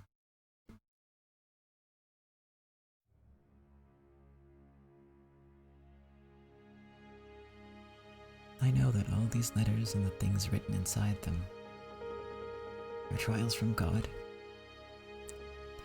The absence of a letter from me, the information that he's enjoying life and has forgotten about Rokkanjima, are all just trials upon trials. God is testing me. The fact that I'm the only one without a letter is proof of that. I wanted to believe that, but at last, I couldn't believe any longer.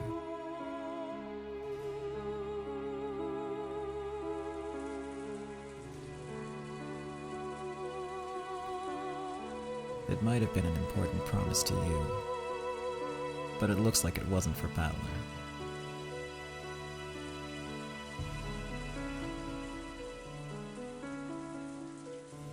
No way. Then, that promise about him coming on a white horse was... I was a dreamer. It was just an illusion I created. To Balor, they were probably just meaningless words to make him sound cool. What a ludicrous story it might seem to an outside observer. That promise with Balor might have been an illusion the whole time. We don't even know if they felt the same way about each other in the first place. Love is an illusion. When both sides see the same illusion, the love becomes true. However, when the feelings of each side are different, then it's nothing more than a joke. This is Balor's sin. That he created the illusion of a promise. No. Instead, he didn't even remember.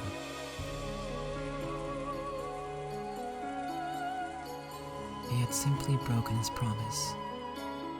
I could have confronted him about it. I could have regretted, or I could have recovered. However, since he didn't even remember, I'm unable to question him about it. I am unable to hate Balor-san. After all, Balor-san didn't even break his promise. There just wasn't any promise from the beginning. It was nothing more than a sad joke.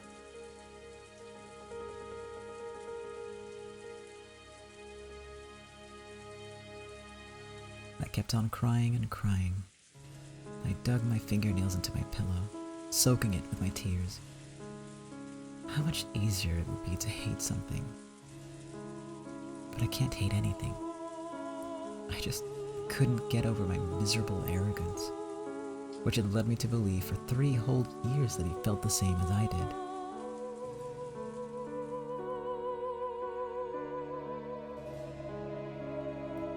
I'm to blame for this.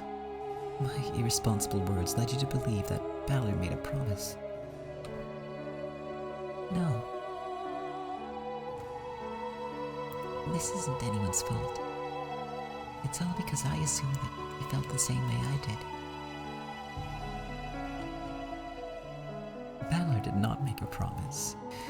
However, that does not mean his feelings were anything to be laughed at. Though there might have been a difference in degree when compared to yours, it is true that he liked you. Of that, there can be no doubt. Please, just stop it. I believe that he liked me the way I liked him, without ever doubting that. Please don't try to cheer me up. I'd rather that you mocked me. Before I knew it, a dull, inescapable pain had pierced my chest. When I pressed my hand against my chest, I realized what that pain was. It was the bud of love, which I had sown the seeds of and raised in my heart. Its roots had spread throughout my chest, tormenting me like a metal wire wrapped around my heart. Rather than roots, they looked more like fissures running through my heart. The only way to kill the pain would be to tear out the roots of love. But no matter how much I clawed at them, it was only my heart that got torn and scratched. The roots of love didn't move at all. If my feelings for Balor-san were to turn to hate, without any lingering interest or regrets, I'd be able to pull out these roots easily. They would probably leave a hole behind, but at least they wouldn't hurt me anymore. But they won't come out. Even though it hurts so much, those roots of love are still stuck in my heart. Shannon,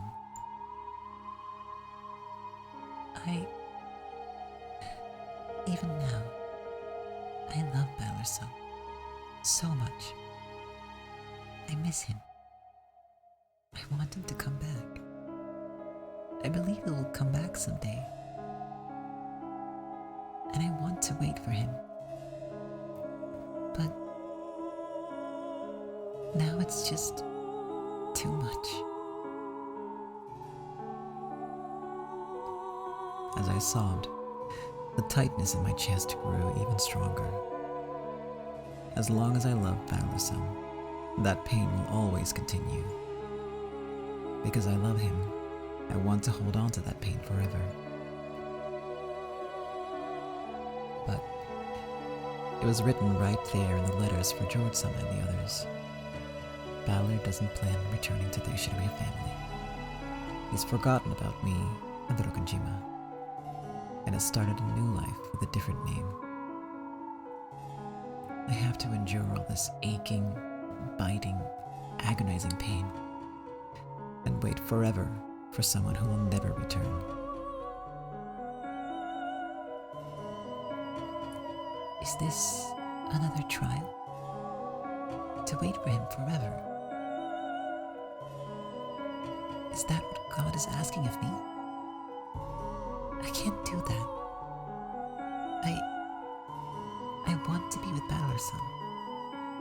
But if this is the trial, that I must go through for that, it's just too painful.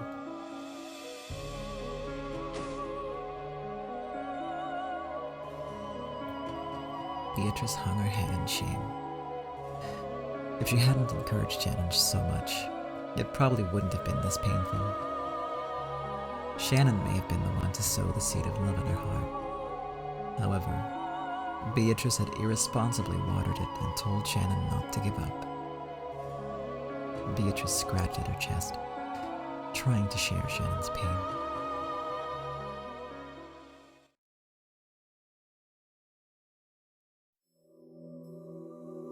This is my fault, Beatrice mumbled to herself. How can any of this be your fault? For 3 years, I tortured you with the illusion of a promise that never happened. If I had not nourished the bud of love within you, you would not have suffered so.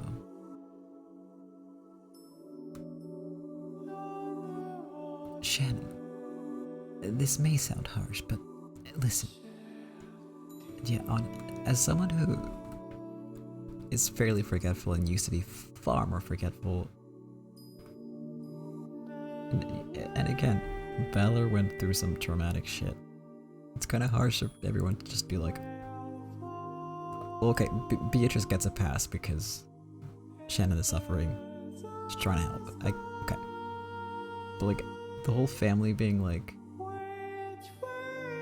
oh well, he forgot us all, it wasn't important, like, and Will being like, oh well, there was no promise. Nah. That's not fair at all. Not fair at all. What is it? Forget Battler. There was no bud of love in the first place. No. I'm the one who nourished it. No matter how painful it is, I can't forget it. But you cannot bear that pain any longer, can you?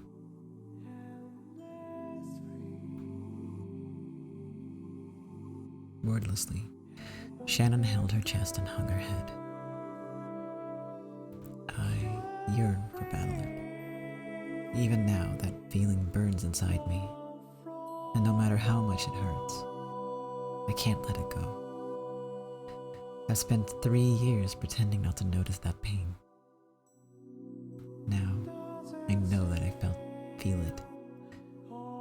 And now that I know, it's unbearable. So, you cannot throw away your bud of love for Battler. I can't. However, at this rate, the bud, the roots, will kill you. People need a universe to survive, and one person cannot create that universe alone. 2 are needed. A universe. Together with Battler, you created the universe of that bud of love. Now that one half of that pair is gone, your universe has crumbled. People cannot complete a universe on their own. But the other person who creates my universe, Battler-san, won't come back. Then you must create a new universe with someone else. You mean create one with someone other than Battler-san? I will give you that someone. Who are you talking about? A creature to bury the pain in your heart and heal you. He will not betray you. Yes, let it be a sibling. I will give you a little brother. A little brother? A boy you have always been close to at Fukuin House, whom you love as if he were your real brother. That I shall give to you. Together with him, you will create a new universe. Will that little brother make me forget about the pain of my love for Battler-san? Indeed. You need a new universe. Then, what will happen to the bud of love in my heart? My feelings for Battler-san won't change. I can't make them wither.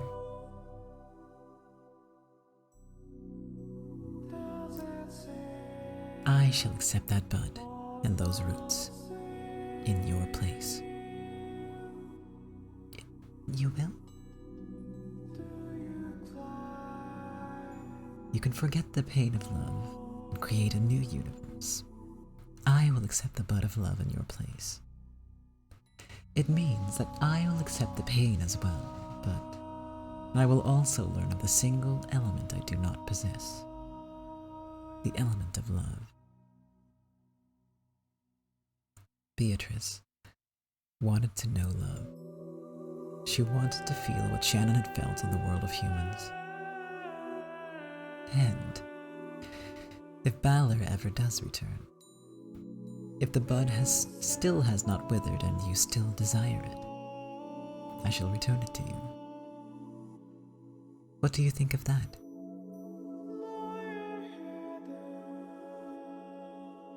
Still hanging her head, Shannon gave a small nod, but said nothing.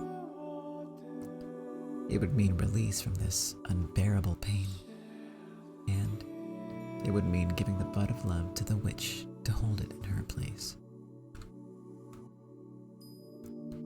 Shannon spread the hands that she had held to her chest. As she did, a faint light slipped out of her chest and floated in the air, gradually swallowing everything with its brightness.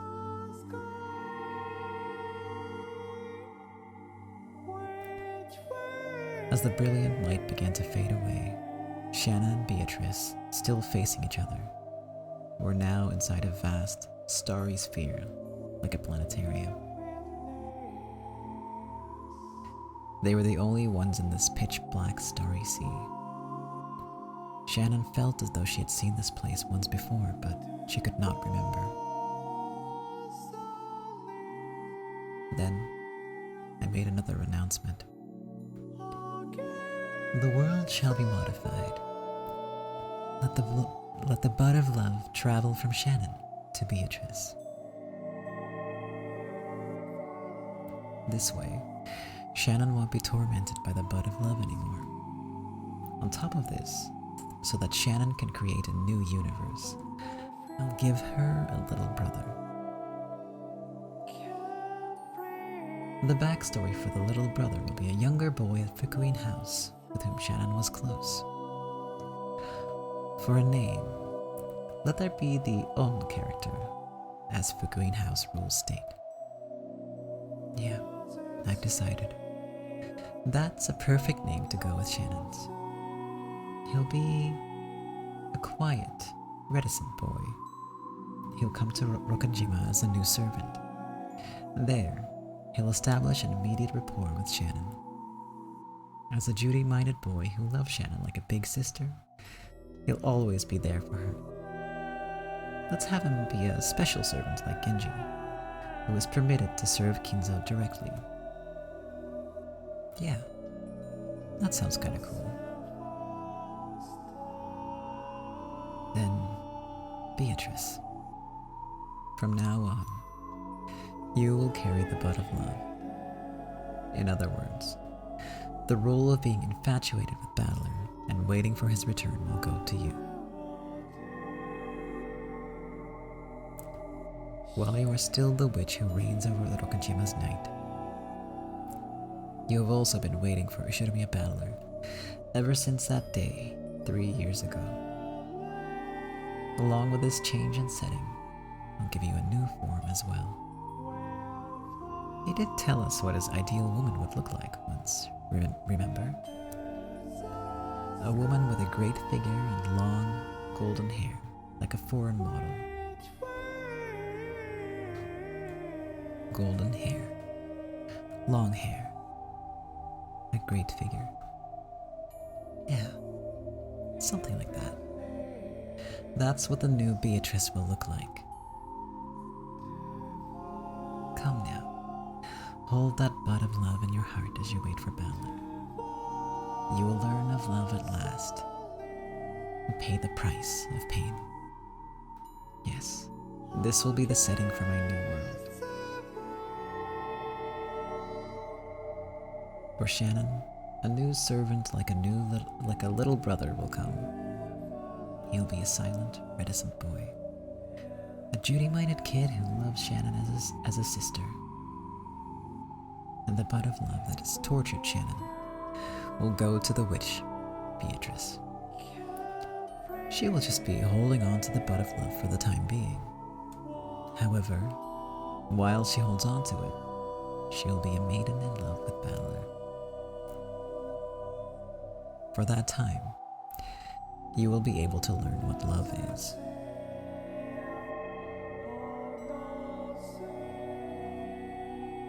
Come, let the world be modified. Oh, I am one, awaken us and stretch your wings in this new world.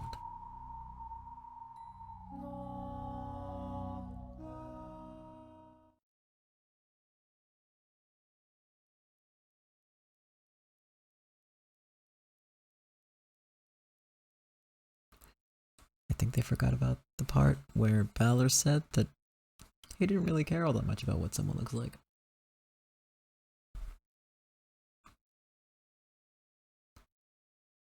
Phew. Okay, I need some water.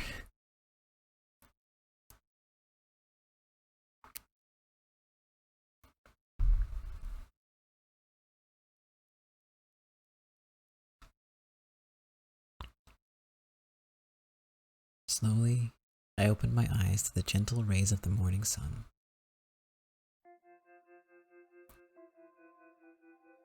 How long has it been since I woke to such a pleasant morning? The teenagers are very cringe. But they're teenagers, so they get a pass. The face in my mirror is tear-stained and pathetic. However, my heart is as clear as the morning sun. I could still clearly remember that strange dream. However, I could feel myself forgetting it rapidly. The place I'd been in my dreams had been such a strange place. A peaceful, calm place. There, I had left behind the pain I had carried in my chest until yesterday. So this morning, my heart was at peace.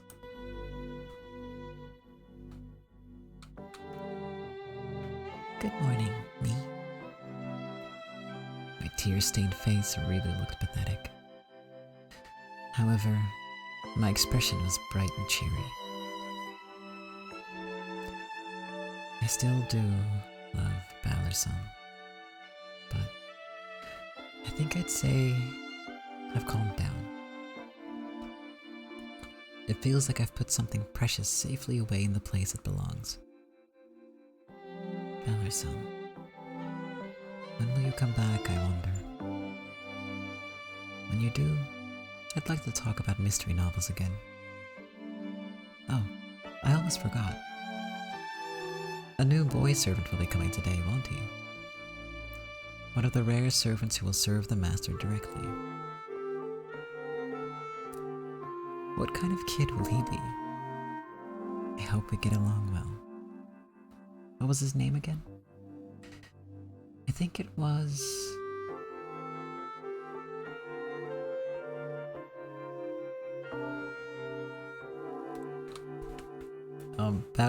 Belarus was like 12 at that point when he said all the cringe shit. 12 or 13. And I think Shannon is... You know, I can't remember. Also, 1984. 2 years until the crime.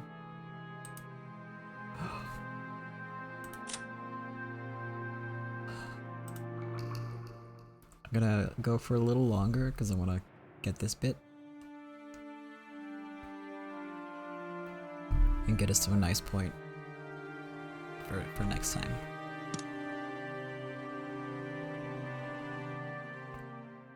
Yeah, I think they're roughly the same age. I generally can't remember if it's ever stated how old Shannon is exactly. Is it like a year younger than George or something? So then that makes them the same age, yeah. But I might have imagined that. So don't take my word for it.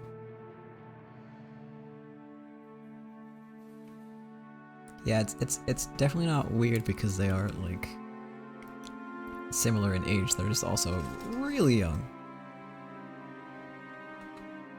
And that is absolutely the age at which you say a lot of cringe shit. But also, well, we've talked about it already. I feel like the promise was a real thing. It just... shit happened. He forgot. And that's the real sin. The forgetting is the real sin. But at the same time, at that age, having something traumatic happen to you, it is understandable that he got distracted and other things took priority. At the same time, also terrible for Shannon to be left behind like that, thinking like, someone cares about me, I'm gonna get out of here, and then have that not happen. And to basically think that you were, you know, that you were lied to or misled, or that you know, got the wrong idea, that you read too much into it, that sort of thing, because, well, she's more likely to blame herself, obviously. So it's understandable from both sides. That's my take.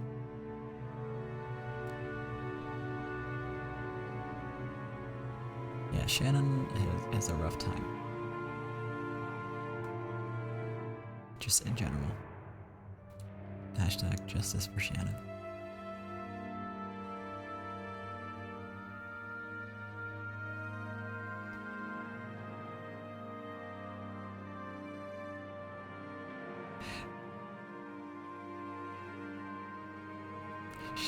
She is one of the few characters that are likable, that's true. And yeah, everything would have been fine if he just remembered and sent a card or something, or I don't know.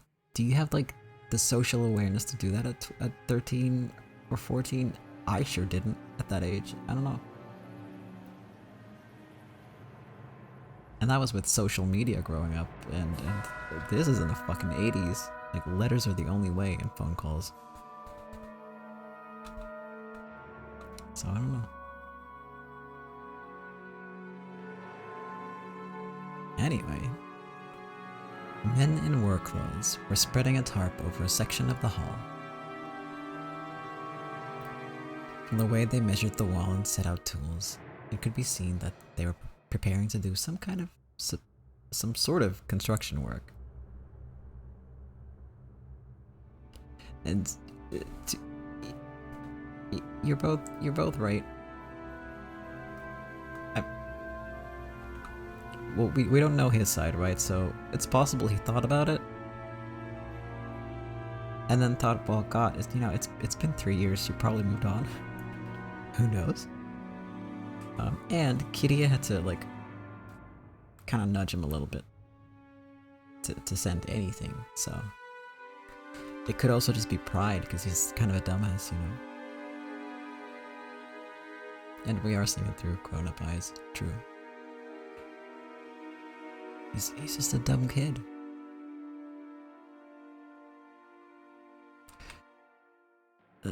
Maybe he was avoiding it. Yeah, like you do with, and shouldn't do with bills, but yeah.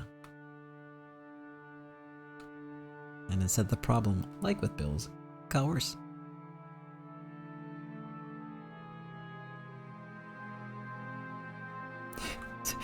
He doesn't seem to have shame. Well, he has a lot of shame, though, at the same time. So that might very well be related. That he just thought, ah, shit, if I send a letter now, it'll look so uncool. You know? It can't look uncool. The truth is, we don't know what happened. We don't know what went on in his head. He hasn't had a chance to speak at all during any of this. But I choose to believe that it wasn't malicious or even like misleading, or I choose to believe that he meant it at the time. That's what it seemed like. And that's enough for me. On with the reading. Maybe.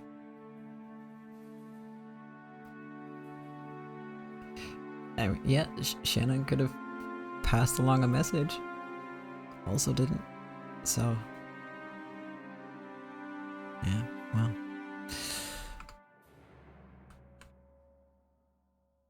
There is so much speculation about how all this went down, by the way, so yeah. There was even...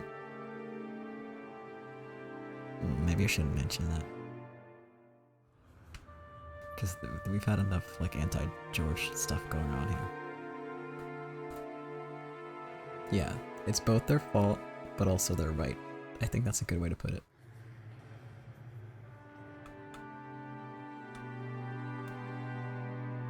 Okay. Genji voice, let's go. Excuse me. I tilted my head too far down. I have to tilt my head really far down to make my throat do the thing, but then I'm wearing glasses so I can't read the text anymore. Streaming is hard, you guys. I'll sit up straight instead of like a gremlin. That'll help. Bigger glasses, they are very big. They're almost 80s big. Well, no. 80s big glasses in the 80s are huge. They're not that big, but contact lenses, those are the answer for me. So monocle. Or just a giant single pane of glass all the time, yes. I love both those ideas.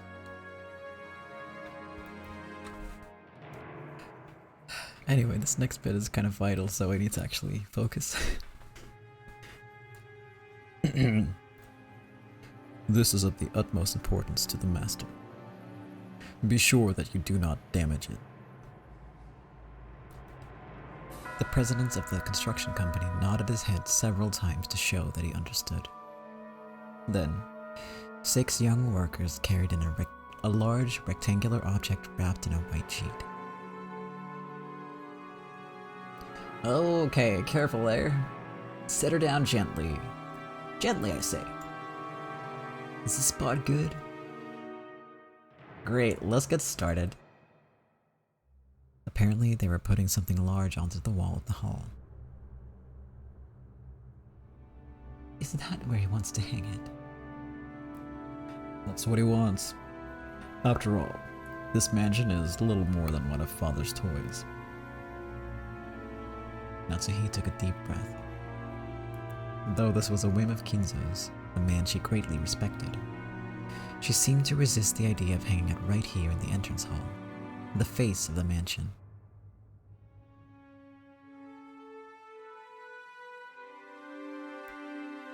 When the white sheet was pulled off, a Western woman wearing a beautiful dress came into view. It was a massive portrait of a woman.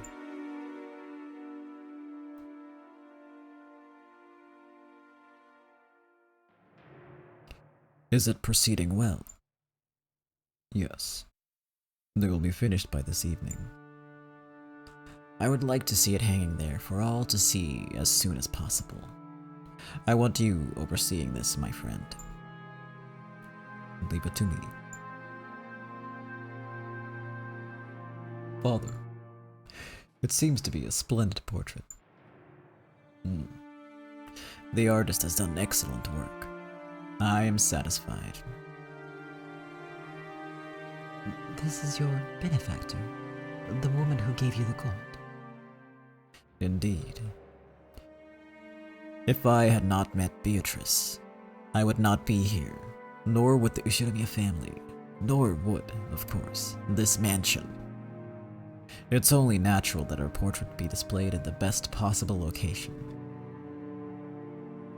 Now that he had said so this bluntly, there would be no contradicting him. Kraus and Natsuhi could only shrug. My lord, the epitaph plate is here. Would you please check to see that all is in order? Each and every word must be correct. Epitaph? Kraus and Natsuhi crooked their heads and followed Kinzo.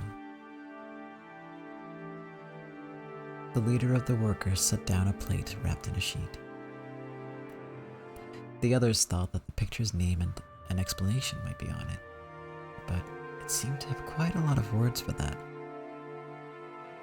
Father, what is this? Behold,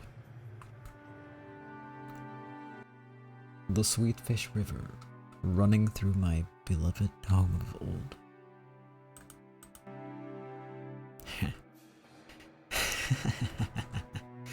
Read it and interpret it as you like.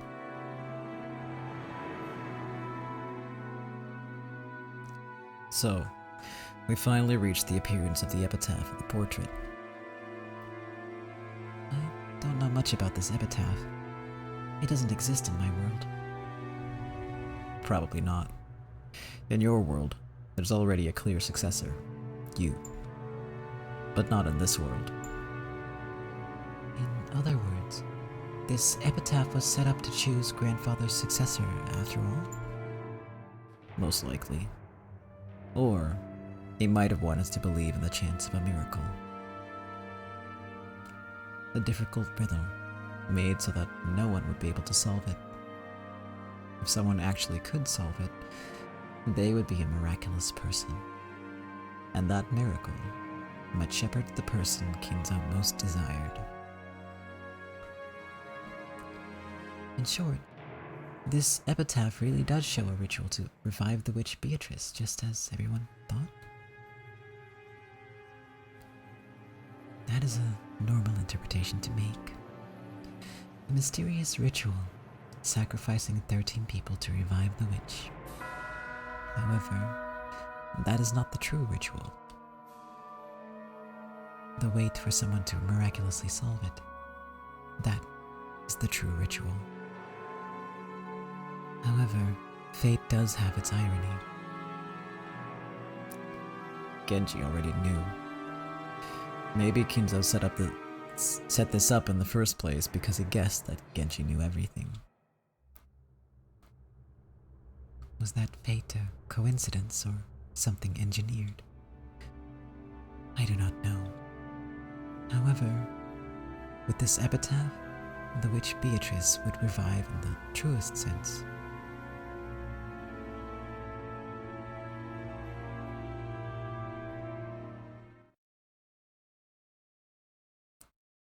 Act 8. Journey to the Golden Land.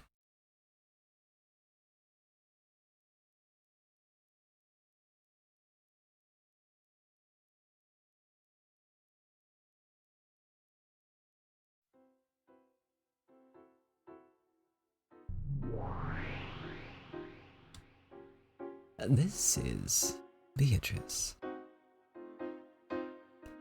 My soul was captured by the woman shown in that massive portrait. That might have been literally true. Or, rather than captured, perhaps it would be better to say that my soul had returned to a more fitting place. The place it belonged.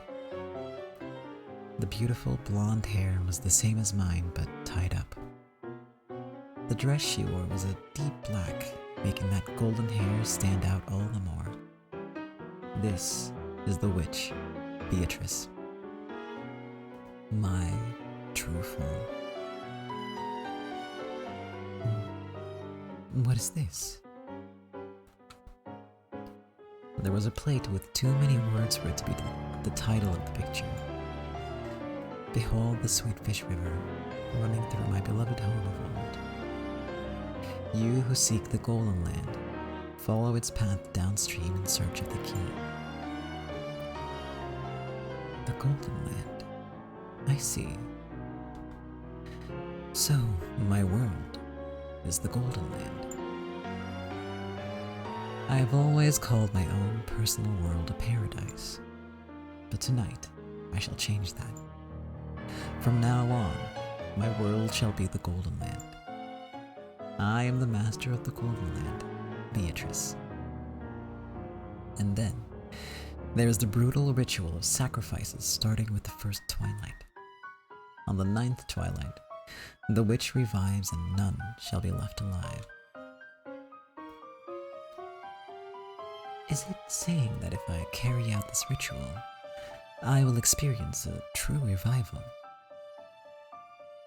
Then, on the 10th twilight, the journey ends and I shall reach the home of the gold.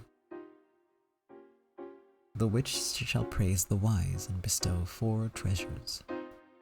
One shall be all of the Golden Land's gold. Kinzo received a massive amount of gold from Beatrice, and rumor has it that it still lies hidden somewhere. Is this, as the family members and servants are all whispering, a code showing the location of Kinzo's hidden gold?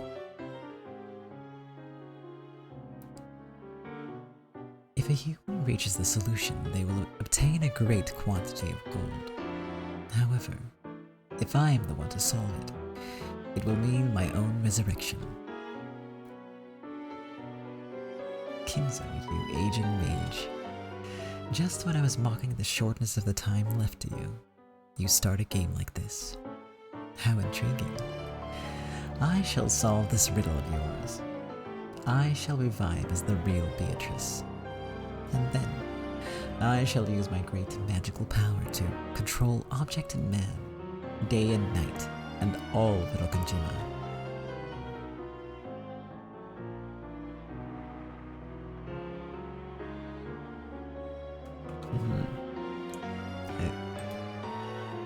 I think that's a good place to quit. A little earlier than I planned, actually, but I think that works just fine.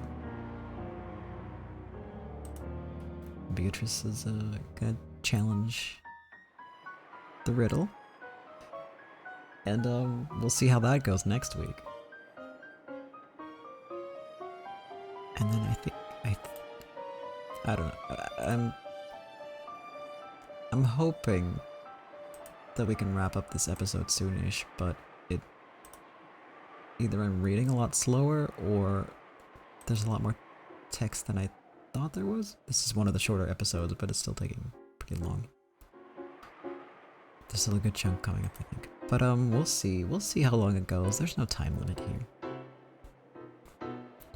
It will be fine. I'm very hyped for, well, all of it. No, you're not distracting me, don't worry about that. If I'm on a roll, I will ignore you, and I'm very sorry about that. Oh, oops. But I'm sure you can forgive me. You are adding value for sure. If I was just sitting here reading by myself, that would be sad. That would make me a little sad.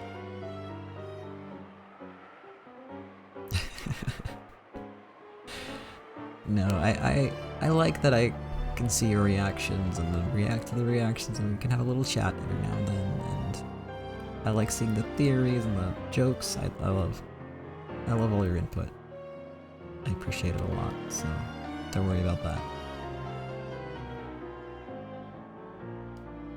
And if that adds a couple of minutes of time to the stream, that's fine. Again, I'm not in a rush. I'm not defending myself, I'm just saying that I appreciate your presence. But if you don't appreciate my appreciation, then I'm just gonna go end the stream right now. Anyway.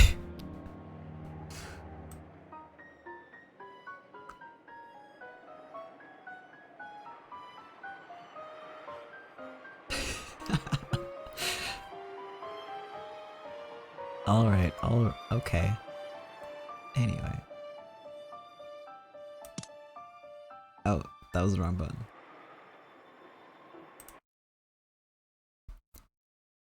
It's fine, I saved. I always triple check if I've saved at the end of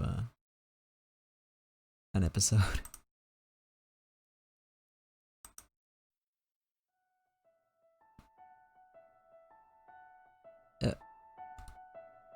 Okay, hey, my stream, I can say whatever I want, and B, all I'm saying is, I'm glad you're here.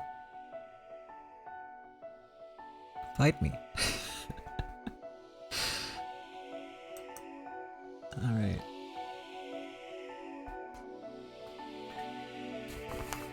How dare you? How dare you?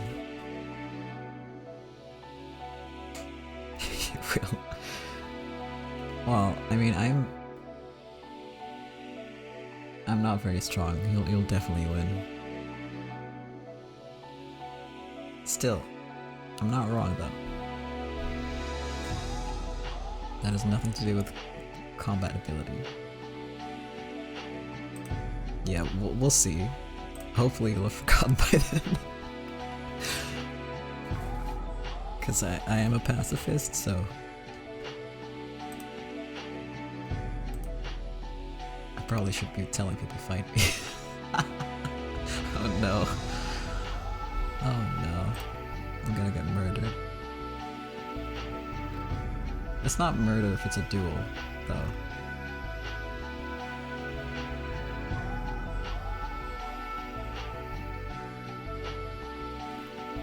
Well, it didn't used to be, anyway. I think nowadays it is murder, if that's the case.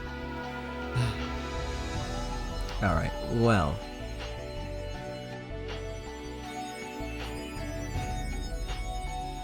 Yeah, I think I would prefer like a magic fight, where, you know, you'd say slightly cringe things and then spears rain from the sky, and then when it's over, nothing happened. There's no proof of any fight. Very convenient.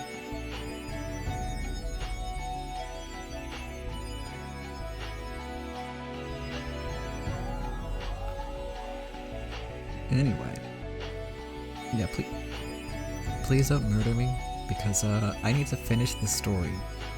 You can do it after. And you do need, you know, to be able to go places. You can't do that if you have a criminal record that has murder on it.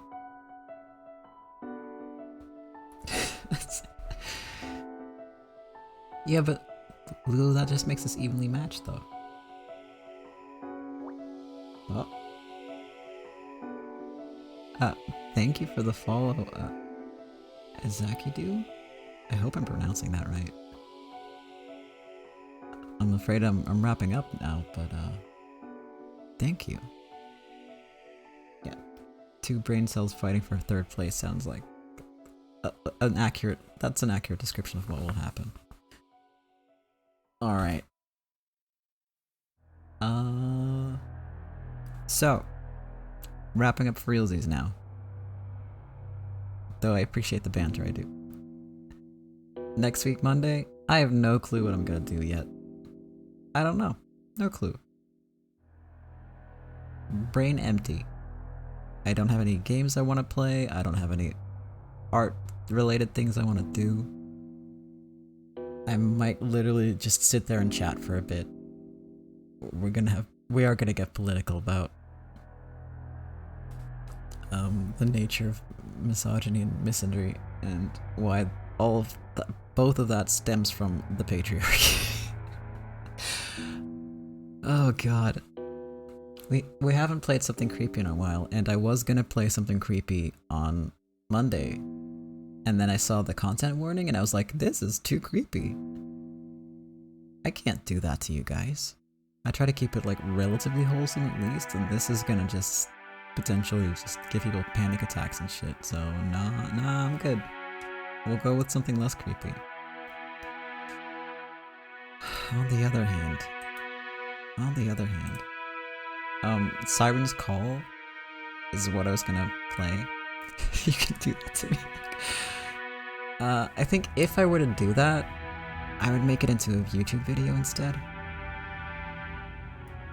The content warning was that it can make people with autism, it uses wording that can make people with autism, depression, or some third option that I cannot recall.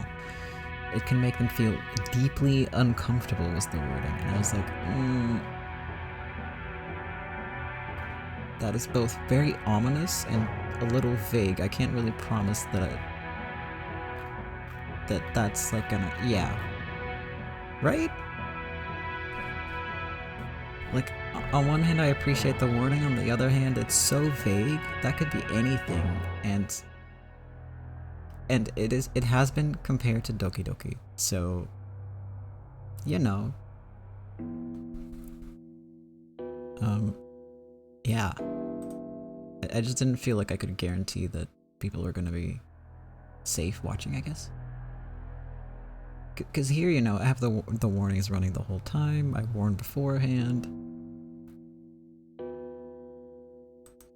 So, just, you know, to keep people safe, pretty much.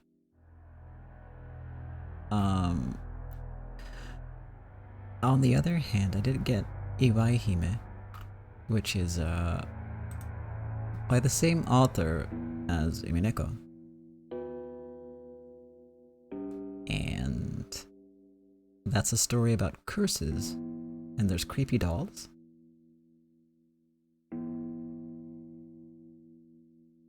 Alright, if you have stuff that's like, that you're like, hey, look into if you want to play this, hell yes, send it to me. Yeah, Iwaihime looks fucking awesome. I'd love to find some content warnings for this. Because I would be going on blind, which isn't the case with Umineko, that makes it so much easier.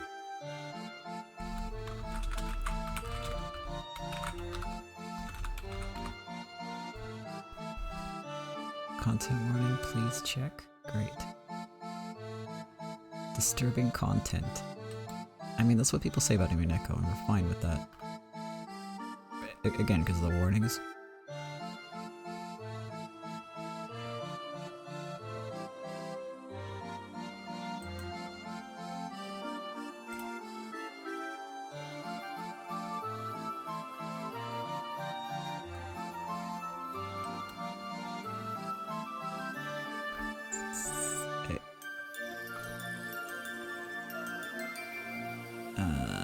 I'm reading. I shouldn't be doing like research for upcoming stuff while I'm doing an outro for another stream. Hopefully I'll remember to cut this out of the VOD, but I probably won't. So if you're still sticking around watching this, thank you. I don't know why you would. I'm sorry? I'm sorry.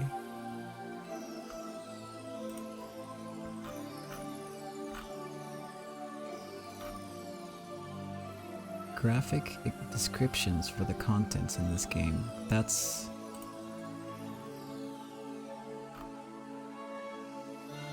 There's gross stuff, I guess.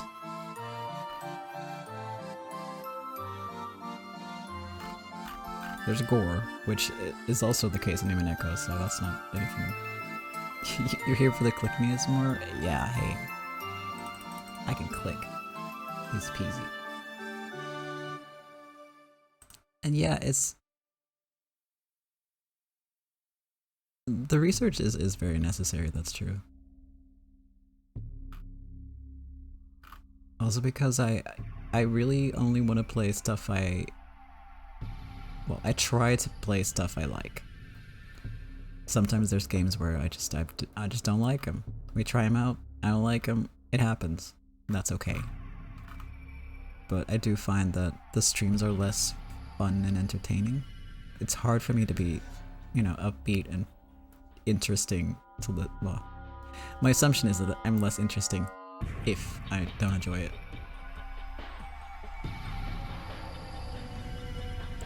But yeah. I think Iwaihime is also pretty long, so maybe not the best choice right now. I've never heard of house. I just typed in the word house and then hit enter on Google. That's not good. Now I just have cool houses to look at. Your assumptions are wrong. And yeah, it's... You do have to believe in it a little bit. And it's also just for my own sake a little, because it's tiring to be like energetic and upbeat, or try to be, when you just feel like, ugh, this sucks, I'm annoyed. Like, trying to turn that into something that's still fun and positive, which I prefer to do. Like, I could just ramble and complain, but I don't want to bring that kind of energy out into the world, you know. But it does cost a lot of energy. House is a horror adventure where you play as a... Oh, this doesn't...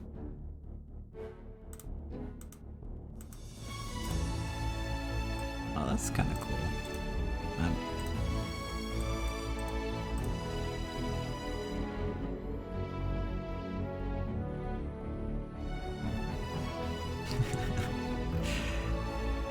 I mean, I do a little rambling and complaining, but... I'm not sure house is my thing, because it looks like you have to be good at it to play it. And And I know that sounds like a wild statement, but you know, no thoughts, head empty, brain not here. I don't know.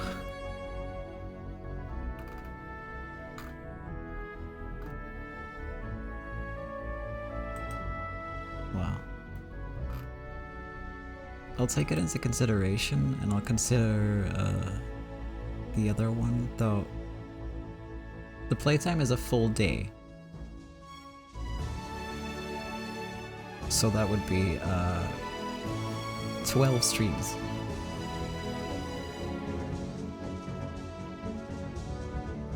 So maybe not. Maybe not until after Umineko.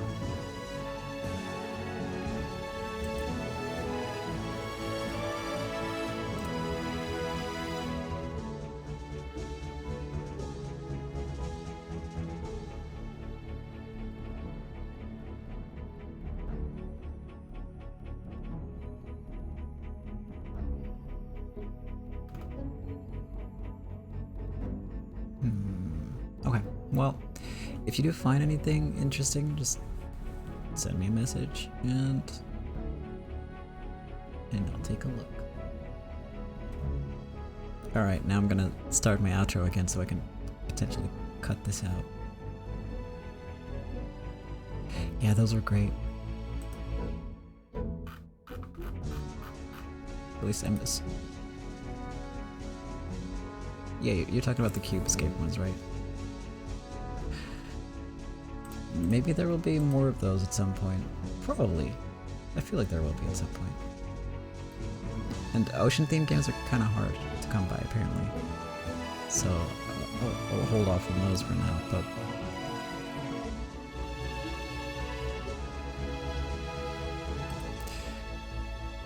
Yeah, I do want to play Zero Escape at some point.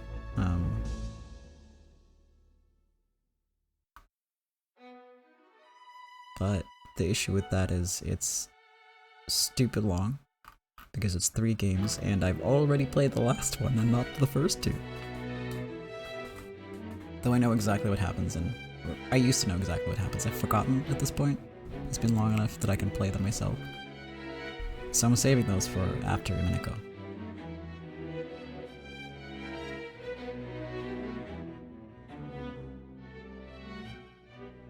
But yeah, I'll have a look at like murder mystery games, spooky shit, or cute wholesome stuff. I don't know. I have the weirdest brand, honestly, if you can even call it that. It's literally just wholesome stuff and then just murder and gore and crime.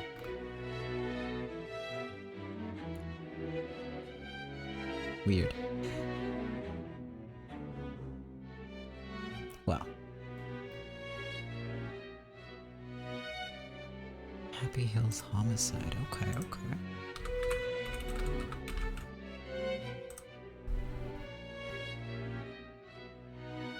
You need to take... Oh god. Please don't... If you do commit a crime, please don't involve me.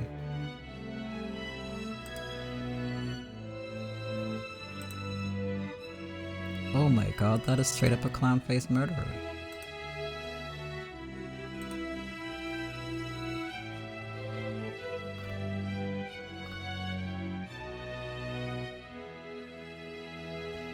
Yeah, please don't blame me for it. But if... I mean, I'm just a vessel, right? I'm not the one telling you how to do any crimes. I'm even actively discouraging you from doing it. Don't do it.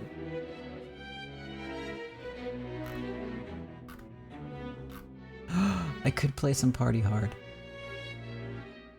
We do talk about committing crime a lot, that's true. I'm looking at this game and I'm thinking like, this looks a little bit like Party Hard.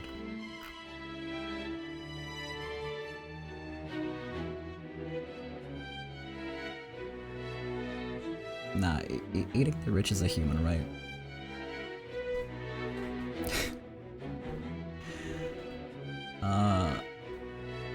Party Hard is a game in which you want to sleep, but there's a party going on nearby, so you can't.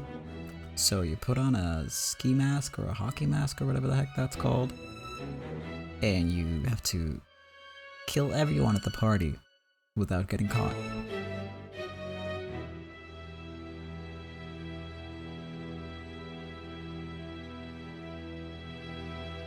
Thank you for the dramatic stinger there. Good stuff.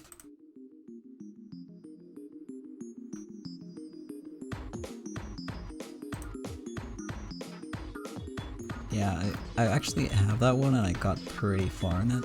Just some DLC levels that were too difficult for me. And I think there's multiple characters that I haven't tried, so worth a play. I might do that just because it'll be easy to set up.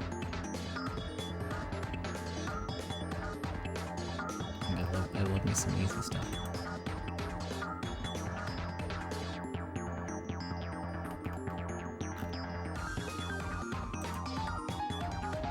Yeah. No, outro time, you're right.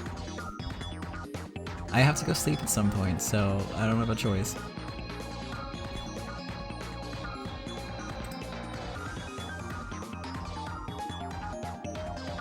Alright, so the plan is next week, Monday, we're gonna play Party Hard ? Or another game. We'll see. And yes, I do need to go sleep. Then next week, Wednesday, more Umineko. Same time as always. I'm gonna work very hard to try and get the VOD out on time and not late. I did okay last 2 weeks, so that's great. And sleep is very much a fact of life. I don't think sleep is a social construct. Maybe it is. Maybe I should try that. I'll let you know next week. But yeah, back on Monday. Thank you for watching. Thank you for being in the chat, for lurking, for watching the VOD, whichever it is. Thank you.